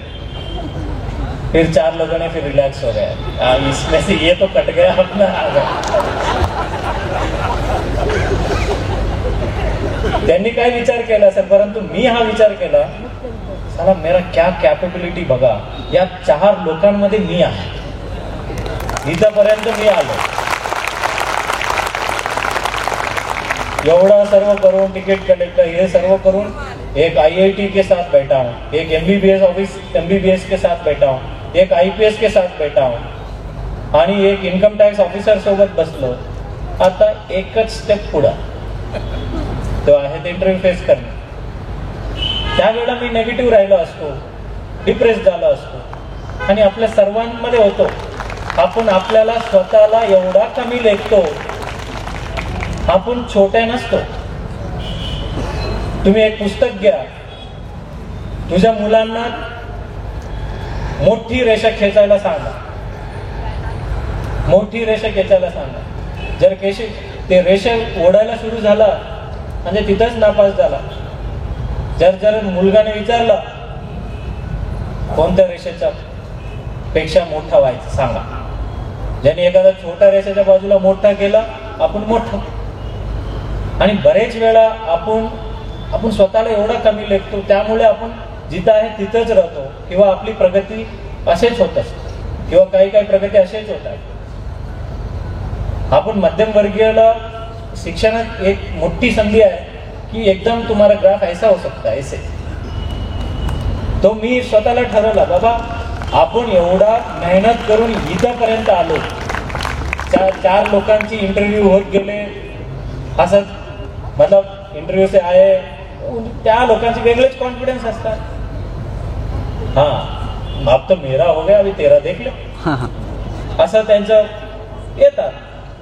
मग माझं शिपाई येऊन सांगितलं, श्रीकांतजी आपका नेक्स्ट आहे. मग मी 2 मिनिट वॉशरूमला जाऊन शिपाई घेऊन जातात. म्हणजे आपल्याला माहित नसतं कुठे घेऊन जायचं, ते शिपाई घेऊन जातात. घेऊन जात असताना स्वतःला फिलिंग करून घेतलं की I came till this stage आणि मी करून दाखवणारच. आणि हे आपला दिवस आहे, एक टप्पा पार पडू. आणि I went with that positivity. आणि इंटरव्ह्यू जसा घुसलो, मतलब I just translating in Hindi और मराठी वॉट एव्हर, इंग्लिशमध्येच होता पूर्ण इंटरव्ह्यू. या कलेक्टर साहेब या बसा. You are collector? Yes sir, I am ticket collector aspiring to become a district collector. माझं नाव श्रीकांत. माझ्या वडिलांनी एक फेमस क्रिकेटर आहेत, मुलांना माहीत नसेल, मुलांना विराट कोहली, सूर्यकुमार यादव माहिती असेल, जे माझे वडीलधारी मंडळींना कृष्णमाचार्य श्रीकांत खूप आठवत असेल. बाबांनी काय नाव कशावरनं ठेवलं माहीत नाही, परंतु बाउन्सरला कसे फेस करायचं हे मी ते इंटरव्ह्यू पासून मी शिकलो होतो. पहिला बाउन्सर की तिकीट कलेक्टर. हां, फिर सेकंड प्रश्न, तुम्ही पैसे घेता? म्हणलं येस सर, पैसे घेतो. मग 5 लोकांनी थोडा अशा, काय म्हणता तुम्ही, पैसे घेता? हो सर, ते माझं काम आहे. काय काम आहे तुमचं? पैसे घेणे आणि पावती देणे. अच्छा, तुम्ही पावती पण देता का? सर, पावती दिलं नसतं तर तुमच्या समोर मी बसलोच नसतो. सो फिर वहां से इस प्रकार से बाउंसर पे बाउंसर, हमने उसको चक्के पे चक्का मारा. और त्या वर्षी all India I got second highest interview marks and that's why I became an ISS. कारण it happened because की मी कधीही माझ्या स्वतःला ओव्हर कॉन्फिडेंट नाही समजलं आणि मी अंडर कॉन्फिडेंट पण नाही समजलं. I was confident enough. आणि मला हार्डवर्क करायचं, या कामाला 10 तास द्यायचं तर मी 12 तास द्यायचे. ज्या वेळेला मी अभ्यास करत असताना माझ्या रूमला एक वेळा आलेला माणूस दुसरी वेळा येत नव्हता, कारण त्यांनी बघून ते एकतरी डिमोटिवेट व्हायचं. कारण मी प्रत्येक ठिकाणी काहीतरी लिहून असं जे माहीत नाही होतं. आता आमच्यासारखं BCom ते विद्यापीठातून केलेल्या माणसाला जॉग्रफी, सायकॉलॉजी हा शिकणे फार अवघड आहे. आणि ते आठवण करण्यासाठी प्रत्येक भिंती करून ठेवला होता. माझ्या ते रूम भाड्याच्या मालकांनी डिपॉझिट परत नाही केलं, ते पूर्ण पैसे कपात करून घेतला, रंगरंगोटी करून घ्यायला परत. So you have to believe. आणि तो आज तुम्हाला जे IAS दिसतात किंवा जे काय सक्सेसफुल कॅन्डिडेट दिसतात, त्याचा हार्डवर्क असा नाही आहे, ते तुक्के से पास नाही हो सकता. IAS नाही, गोळा करणारे एक वेळा झाला, लिहून काहीतरी लिहिलं, काहीतरी मास्तरांनी झोपेत काहीतरी एका परीक्षा नाही आहे. मेन्समध्ये सुद्धा 2 ऑप्शनल 4 पेपर आणि मग जनरल स्टडीज ते 2 पेपर, मग इंग्लिश आणि 1 लँग्वेज एस्से, एवढा सर्व परीक्षेमध्ये गोल तरी होऊ शकत नाही. त्यामुळे कदाचित ज्या वेळेला हा परीक्षा कठीण काय हे कोणी सांगितलं, मी पास झालो. ज्यावेळेला मी हे जे म्हणतात ना मीडिया, रायचूरच्या मीडियात सोडा, इथं माझं एक वरिष्ठ है. जब मैं IAS होता हूँ, IAS होने के बाद क्या अभी जैसा कुछ परीक्षा पास होने के बाद क्या करते, पेड़े देते होंगे ना, किसको देते? मैं तो मेरा बॉस को देने गया. ज्या बॉस कडे मी पेढे द्यायला गेलो आणि ते बॉस बसले नांदेड मध्ये आणि ते बाहेर मी पेढे घेऊन थांबून आहेत आणि एखादा अधिकारीला भेटायचे म्हटलं तर काय करतात, ते एक चिठ्ठी देतात, चिठ्ठी लिहून पाठवतात, नाव, पत्ता, भेटण्याची कारण. आता नाव जी श्रीकांत, पत्ता तिकीट कलेक्टर पूर्णा, भेटण्याची कारण UPSC मध्ये परीक्षा यशस्वी झाल्याबद्दल. आणि ते पाठवला. उन्होंने इतना ही देखा, जी श्रीकांत टिकट कलेक्टर, नीचे देखा ही नहीं. उन्होंने सवेरे से बिठा के शाम तक बुलाए नहीं.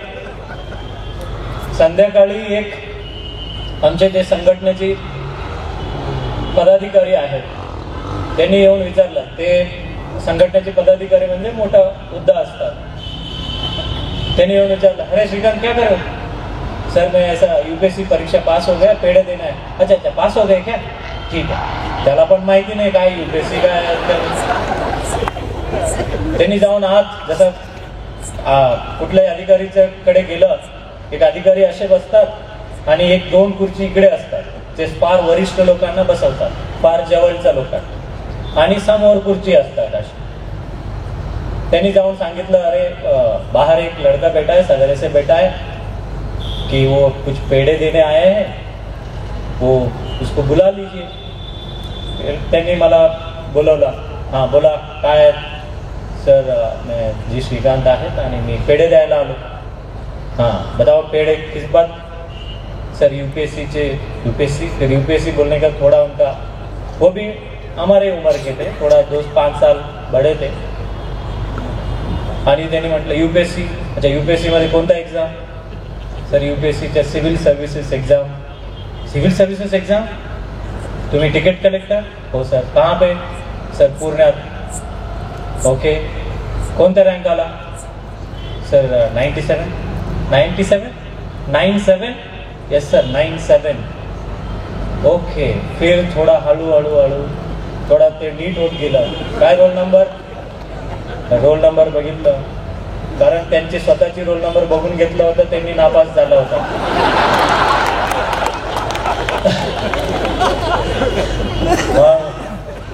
तो सही में एग्जाम पास हो गया. उठ उधर बैठ, तू इधर बैठ. हेलो, ये कौन सा एग्जाम? अरे ये IAS एग्जाम पास हो गया. फिर उसको पता चला, अरे तू सही में पास हो गया. अरे साफ बोल इसको.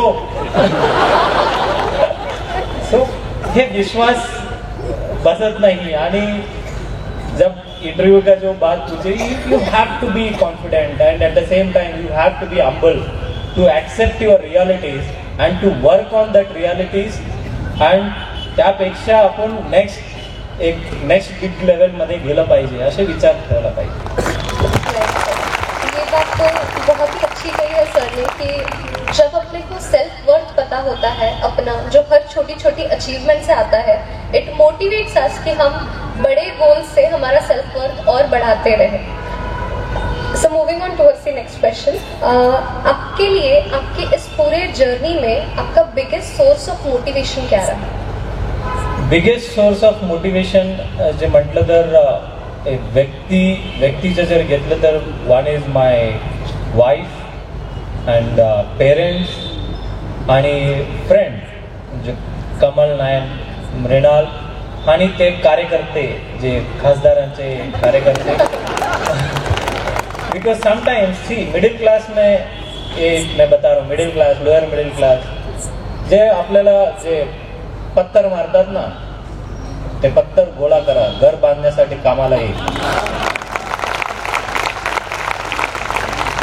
आणि जे फूल फेकणाऱ्यांचे पण कामाला लागतात. फूल तो फेंकने वाले कम रहते हैं, पत्थर फेंकने वाले ज्यादा रहते हैं, क्योंकि घर तभी मजबूत बन सकता है जितना ज्यादा पत्थर उतना ज्यादा बड़ा मजबूत घर. ये याद रखना. और इन्सिडेंट्स मला UPSC IAS हे माहीत नव्हतं. माझ्या लाईफमध्ये I was enjoying my ticket collectorship. आणि नंतर माझे मित्र बरेच बँकमध्ये जात होते आणि IIM मध्ये काही विद्यार्थी, माझे काही मित्र गेले होते, परंतु मला कधी त्या मोटिवेशन आले नाही. माझं मोटिवेशन लोकांसोबत बोलून लोकांचे प्रॉब्लेम सॉल्व्ह करण्यामध्ये मला फार रुची असायची. वन सच इन्सिडेंट, ज्यावेळेला मी ट्रेनमध्ये विजिलन्स स्क्वॉडमध्ये काम करत होतो आणि विजिलेंस स्क्वॉड में क्या है कि एसी डिब्बा सॉरी कोई भी ट्रेन में एसी डिब्बा आणि जनरल डिब्बा चिटकूनच असतं. But there is a huge difference. AC मध्ये हायर लेवल क्लास ट्रॅव्हल करतं, जनरलमध्ये फार लोअर मिडल क्लास हे ट्रॅव्हल करतं. ज्यावेळेला आम्ही तिकीट चेक करायचो, पावती फाडल्यानंतर पैसे द्यायचं, एक जो बड़ा आदमी पैसा देने का जो है, हाँ 1000 रुपये, हाँ 200 रुपये, हाँ 200 रुपये रख लो. आणि तेच जनरल डिब्बामध्ये 50 रुपये झाला तो 8 आना, 4 आना, 1 रुपये, 2 रुपये, मतलब वो 50 रुपये देने के लिए 100 बार गिन के 50 रुपये देता है. मतलब उसका एक एक पायेचं त्याला किंमत आहे. सो आई थॉट दैट ये इतना नजदीक है लेकिन डिफरेंस बहुत है. ये गरीब क्यों है, इसको कुछ तो अपॉर्चुनिटी देना. फिर क्या कर सकते हैं, मैं टिकट कलेक्टर में क्या कर सकता हूँ. जब मैं इसके बारे में पढ़ा, डिस्ट्रिक्ट कलेक्टर, ये सिच्युएशन समहाव मोटिवेटेड मी. आणि माझे आजोबा जे कधीच बोलले नाही, ज्यावेळेला टिकट कलेक्टर झाल्यानंतर त्यांनी बोललं तू चांगला आहे, चांगलं काम करा. आणि he was bed ridden, he was affected with cancer and he said that आप इधर ही मत रुकना, इससे आगे बढ़ना. वो क्या आगे बढ़ना मुझे पता नहीं था, उनको भी पता नहीं था. उन्होंने बोला सिर्फ आगे बढ़ो, इधर मत रुको. आणि काही सिनियर्स आहेत, काही सिनियर्स सांगितलं तुझ्या आयुष्यापर्यंत तू 60व्या वयापर्यंत हायच तिकीट चेक करणार, हायच डब्बे चेक करावं लागतो, काहीतरी वेगळं कर. So somehow many factors.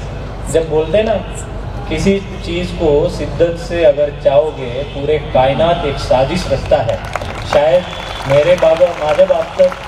माझी बाबतीत अशीच झालं असेल की माझे तरी शिद्दत होतं, परंतु पुरे कायनात भी एकत्रित होत होता. आणि ते सर्व परीने कुठे फूल फेकणारे, कुठे पत्थर फेकणारे, कुठे ईट फेकणारे, हे सर्व somehow you have to gather everything and make it your strength and succeed in the life.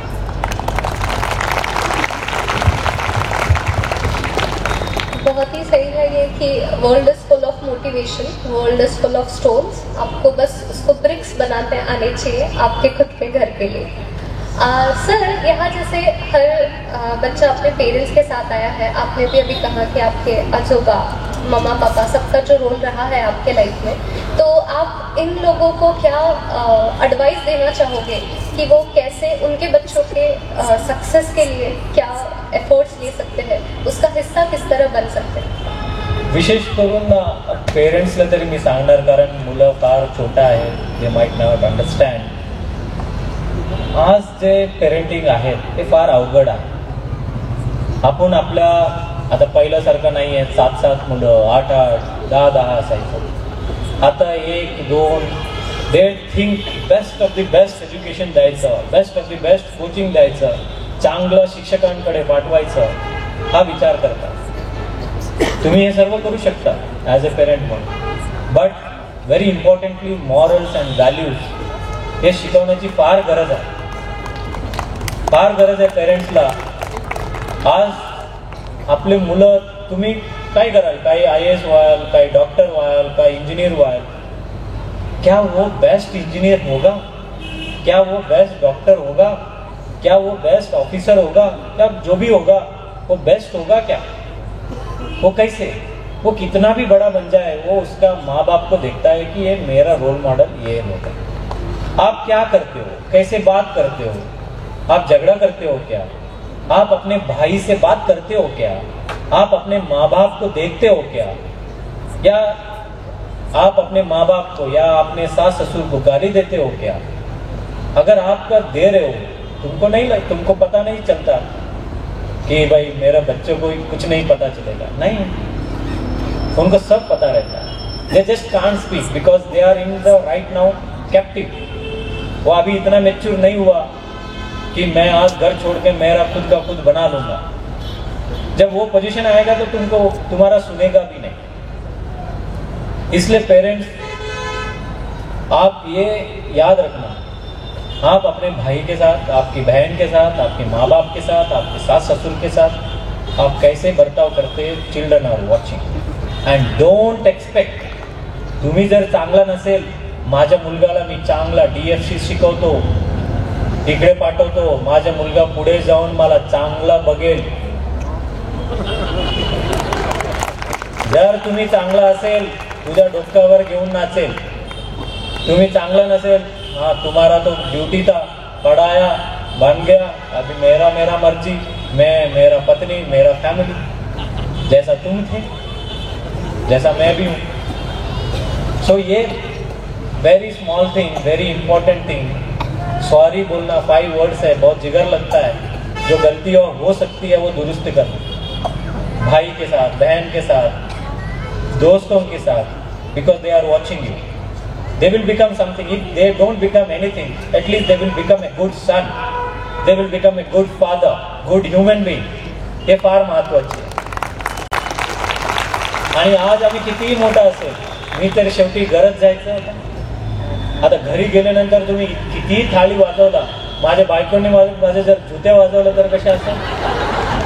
तो मेरे बायको के साथ मैं अच्छा संबंध रखना है, उसको इज्जत देना है, जस्ट पत्नी करके उसको नेग्लेक्ट नहीं करना है. माँ बाप जरो दूर लांब जरी असेल, फोनवर बोला, व्हिडिओ कॉल करा, मुलांना बोलणं शिकवा त्यांच्याशी. आज आपण सर्व मोठं झालो, ये वैल्यू सिखाना ना DFC सिखाएगी, तो कितना ही भी पैसा दे दे. काबरा सर उनके लिए रोल मॉडल नहीं रहेंगे. तुम कुछ भी हो, तुम शेतकरी हो, तुम टीचर हो, तुम कुछ भी नहीं हो, फिर भी एका पुत्राला, एक पुत्रीला त्याचा बाप, त्याचा आई त्यांच्यासाठी फार मोठे रोल मॉडेल आहे आणि बीद आहे. आणि विद्यार्थी तुम्हाला ह्या रेंजमध्ये राहायचं की यू हॅव टू फ्लाय. आणि world has become a one single ball now, you can move anywhere to anywhere. आता पुढच्या पिढी आपली आहे, भारताची आहे. गेले तो दिवस आता सर्व म्हातारे होत चाललेले आहेत, पूर्ण जग म्हातारी होत चाललेलं आहे, फक्त भारत तरुण होत चाललेला आहे.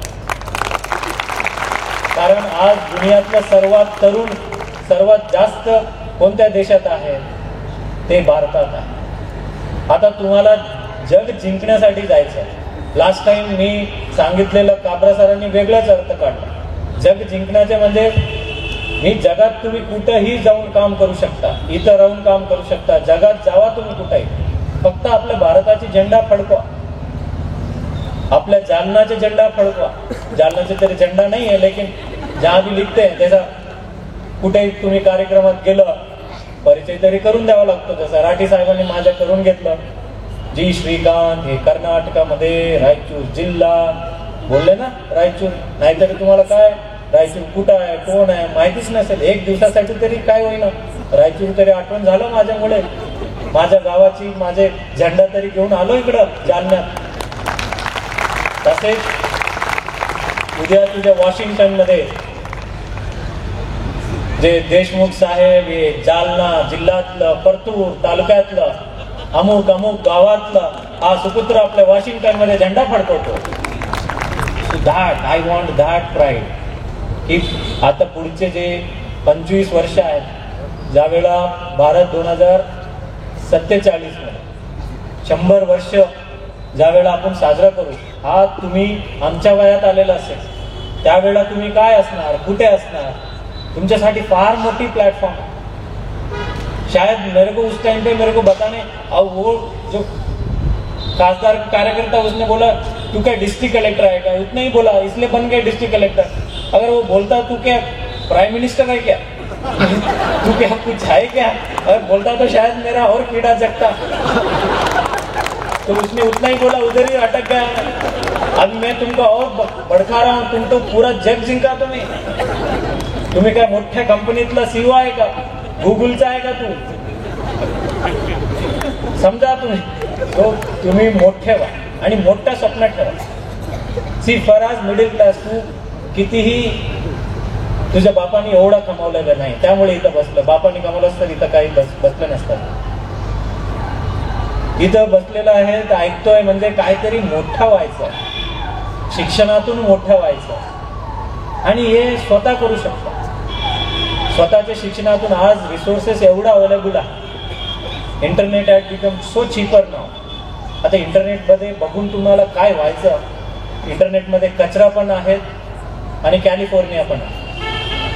तुला कुठपर्यंत घटायचं हा तुम्ही बघा. जगात तुम्ही the world should be your platform, not Jalna, not Marathwada, not Maharashtra, not even India. For you, world is a platform. In fact, I can tell you, I think space is your platform. आता ज्या पद्धतीने सायन्स डेव्हलप होत चाललेलं आहे, you should think in that line. And you have to think big. आणि तुझ्या तळमळ बघून तुझ्या वडिलांनी शेत विकण्यासाठी काढलं पाहिजे. तुझ्यात तो तळमळ दिसला पाहिजे. माझ्याकडे तो तळमळ होता म्हणून माझ्या बापांनी 10 एकरची शेती विकून मला शिकवलं. ते तळमळ होता. मी 100 पैकी 30 मार्क घेऊन बापू शेती विका, मला इकडे पुढे जायचं. म्हटलं खड्ड्यात जा तू, असे म्हटलं. तुझ्या तळमळ बघायचं, तू किती उत्साहित आहे, उत्तेजित आहे. मैं ये कर सकता हूं ऐसा बोलने के बाद बाप ने किडनी तक बेचना चाहिए. मतलब माझ्या किती गोष्टी आहे ते but you should have that hunger. मी आणि लावटी सर हा चर्चा करत होतो. For everything you need to have that hunger. आणि ते हंगर पैदा करू शकत नाही, स्वतःला असायचंय. आणि वडिलांना, आई वडिलांना हेच सांगतो की जिकडे जिथं तुम्हाला कोणी ऑपॉर्च्युनिटी भेटतात, मुलांना एक्सपोज करा. IAS समोर, IPS समोर, scientist, literature, dance, everything, anything. You can't make only one thing. World is a mix of beautiful flowers. सर्व फक्त एकच वर्ग नाही आहे. प्रत्येक वर्ग, प्रत्येक क्षेत्रामध्ये आपण मोठा होऊ शकतो. आणि any field you take, be the best and be the biggest and dream big. कारण नुकसान कुछ नहीं यार, क्या फर्क पड़ता है. अगर समझो तुमने कोई बड़ा सपना देखा, अगर समझो मी जर डिस्ट्रिक्ट कलेक्टर झालो नसतो, माझ्या बापांनी 10 एकर शेती विकलेलं शेती मी परत आणून दिल्या फॉर युअर इन्फॉर्मेशन. कारण मी चॅलेंज ठेवलं होतं, तू विक आणि मी कमवून देईल तुला. आणि तुम्ही काय होणार आहे, माझं जर नाही झालं असतं तर काय झालं असतं. जे यापूर्वी माझ्या वडिलांनी घरामध्ये एक भाकरी, दही, मतलब चावल, भात, दाल आणि 2 भाजी आणि 1 लोणचा पहिलं खात होते. आज एक पेढे वाढले असेल, पापड वाढले असेल. आज जर मी नाही पास झालो असतो, खर्च असेच राहिला असता, काय झालं असतं. एक भाजी कमी झाली असती, लोणचा गायब झाला असता, पापड गायब झाला असता, भात गायब झाला असता. भाकरी आणि दाल तरी आहेत, ते तरी फुकटात भेटू लागले. आता सर्वांना भेटतात. उसके लिए तो ज्यादा मेहनत करने की भी जरूरत नहीं है. सिर्फ एक झंडा पकड़ के कहीं घूमो तो कुछ फर्क नहीं पड़ता. लेकिन फर्क क्या पड़ता है, मैं तो बन गया तो कितना बड़ा सर्कल में आ गया. सो तुमको you have nothing to lose. तुम आसमान से गिरा तो खजूर पे अटकेंगे तुम लोग, लेकिन आसमान से गिरना ही नहीं अपने को. आसमान तो देखो, बड़ा सपने को टैक्स नहीं लगता, GST तो बिल्कुल ही नहीं लगता. बड़ा सपना देखो, उसके लिए प्रामाणिकपणे मेहनत करा आणि I believe that you can achieve that. यानी सीखते रहो, आगे बढ़ते रहो और सक्सेस ऐसा कमाओ जो सिर्फ ऑन पेपर ना दिखे, पर आपकी सक्सेस स्टोरी सुनने 2000, 10,000, 50,000 की पब्लिक आए. Thank you so much sir for such nice words of wisdom. मैं वोट ऑफ कमिटमेंट के लिए काव्या सर को मंच पर आमंत्रित करती हूँ. एक बार सर की इतनी सारी बातें सुनने के बाद, इतना कुछ सीखने के बाद, अगर हम जालना वाले ताली नहीं बजाएंगे अच्छे से तो क्या मजा आएगा. मेरा आप सभी लोगों से रिक्वेस्ट है कि please maintain silence for next 10 minutes. कुछ लोग इमरजेंसी रीजन से लेट आए हैं, कुछ 2-3 स्टूडेंट्स का फेलिसिटेशन भी होगा। उसके पहले जो आभा ने जिम्मेदारी दी है मुझे वोट ऑफ कमिटमेंट्स की, Shrikant sir, vote of thanks तो हर जगह होता है और बिल्कुल धन्यवाद देना भी चाहिए, क्योंकि सब इतने सारे लोग अपना समय दिए। आप जैसे इतने बड़े ऑफिसर जिन पर आज हमारे पूरे प्रशासकीय इतनी बड़ी जिम्मेदारी है, उसमें से आप समय निकाल कर आए हैं। लेकिन मेरे हिसाब से आपकी भूख धन्यवाद से ज्यादा कमिटमेंट से पूरी हो सकती है, राइट। यहाँ पर शिक्षण क्षेत्र के कई स्कूल्स के संस्था चालक, प्रिंसिपल, टीचर्स, हमारे पेरेंट्स, स्टूडेंट्स आए हैं, इन्होंने भी अपना बहुमूल्य समय दिया है। तो मैं आपने आज जितनी भी बातें हम लोगों को सिखाई है अपने स्टोरी के द्वारा, राइट, उस बदले में मैं इतना डेफिनेटली आपको कमिट करना चाहता हूँ हमारे सब इन परिवार की ओर से, जालना परिवार की ओर से, क्योंकि जालना का हमको पता है, जालना का झंडा बारवाला साहब से लेकर सभी लोग लगा रहे हैं और जिम्मेदारी बढ़ते ही जा रही दिन से दिन। आज तो तुम्हें आग लावली, आज तुम्हें आग लावली आमच्यावरती। तो सबसे पहले मैं आपको ये कमिट करता हूं कि जो पूरे वर्ल्ड में डंका बजाना है ये सब स्टूडेंट्स ये करेंगे और ये सारे पालक उनको मोटिवेट करते रहेंगे। क्योंकि आपने जो बोला, जो मोटिवेशन बात बात में से मिलते गए, आपके दादाजी ने आपको मोटिवेट किया कि आपको आगे बढ़ना है। और दूसरी बात जो बहुत महत्वपूर्ण लगती है मुझे यहाँ मेंशन करने के लिए, कि किसी भी सिचुएशन को आप कैसे रिएक्ट करते हैं या आप कैसे रिस्पॉन्स करते हैं, मेरे हिसाब से ये बहुत बड़ी चीज है हम लोगों को सीखने के लिए। अगर वो कार्यकर्ता सो कॉल्ड खासदार साहब के जिनके भी थे, उन्होंने बोलने के बाद आप झगड़ा करके रिएक्ट करके जा मला नहीं करायचं बोल सकते थे, लेकिन आपने उसको भी पॉजिटिव में कन्वर्ट करके हमारा भला काय में है, ये हर वक्त हमने सोचना चाहिए। मैं आपकी ओर से कमिटमेंट दूं क्या सबको कि आज के बाद हम जो भी करेंगे, जो भी सोचेंगे, हम रिएक्ट नहीं करेंगे, रिस्पॉन्स करेंगे for our own benefit, right. मैं जब ओन बोलता हूं तो मैं, मेरा परिवार, मेरा समाज, मेरा देश, मेरा विश्व, मेरे ओन की परिभाषा ये है। यदि आप मानते हो तो एक बार और ताली बजाना प्लीज। सर, मैं जितने भी यहाँ पर पाठशालाओं के संस्था चालक, टीचर्स, प्रिंसिपल्स आए हैं, सभी टीचर वर्ग को हमारे, मुझे ये बताते हुए आपको बहुत खुशी है कि हमारे 3-3.5 हजार स्टूडेंट्स जिनके बच्चे हैं, ऐसे करीबन 1200 पेरेंट्स टीचर्स हैं हमारे, राइट। और ये बहुत अच्छी तरह से ज्ञानदान का काम कर रहे हैं।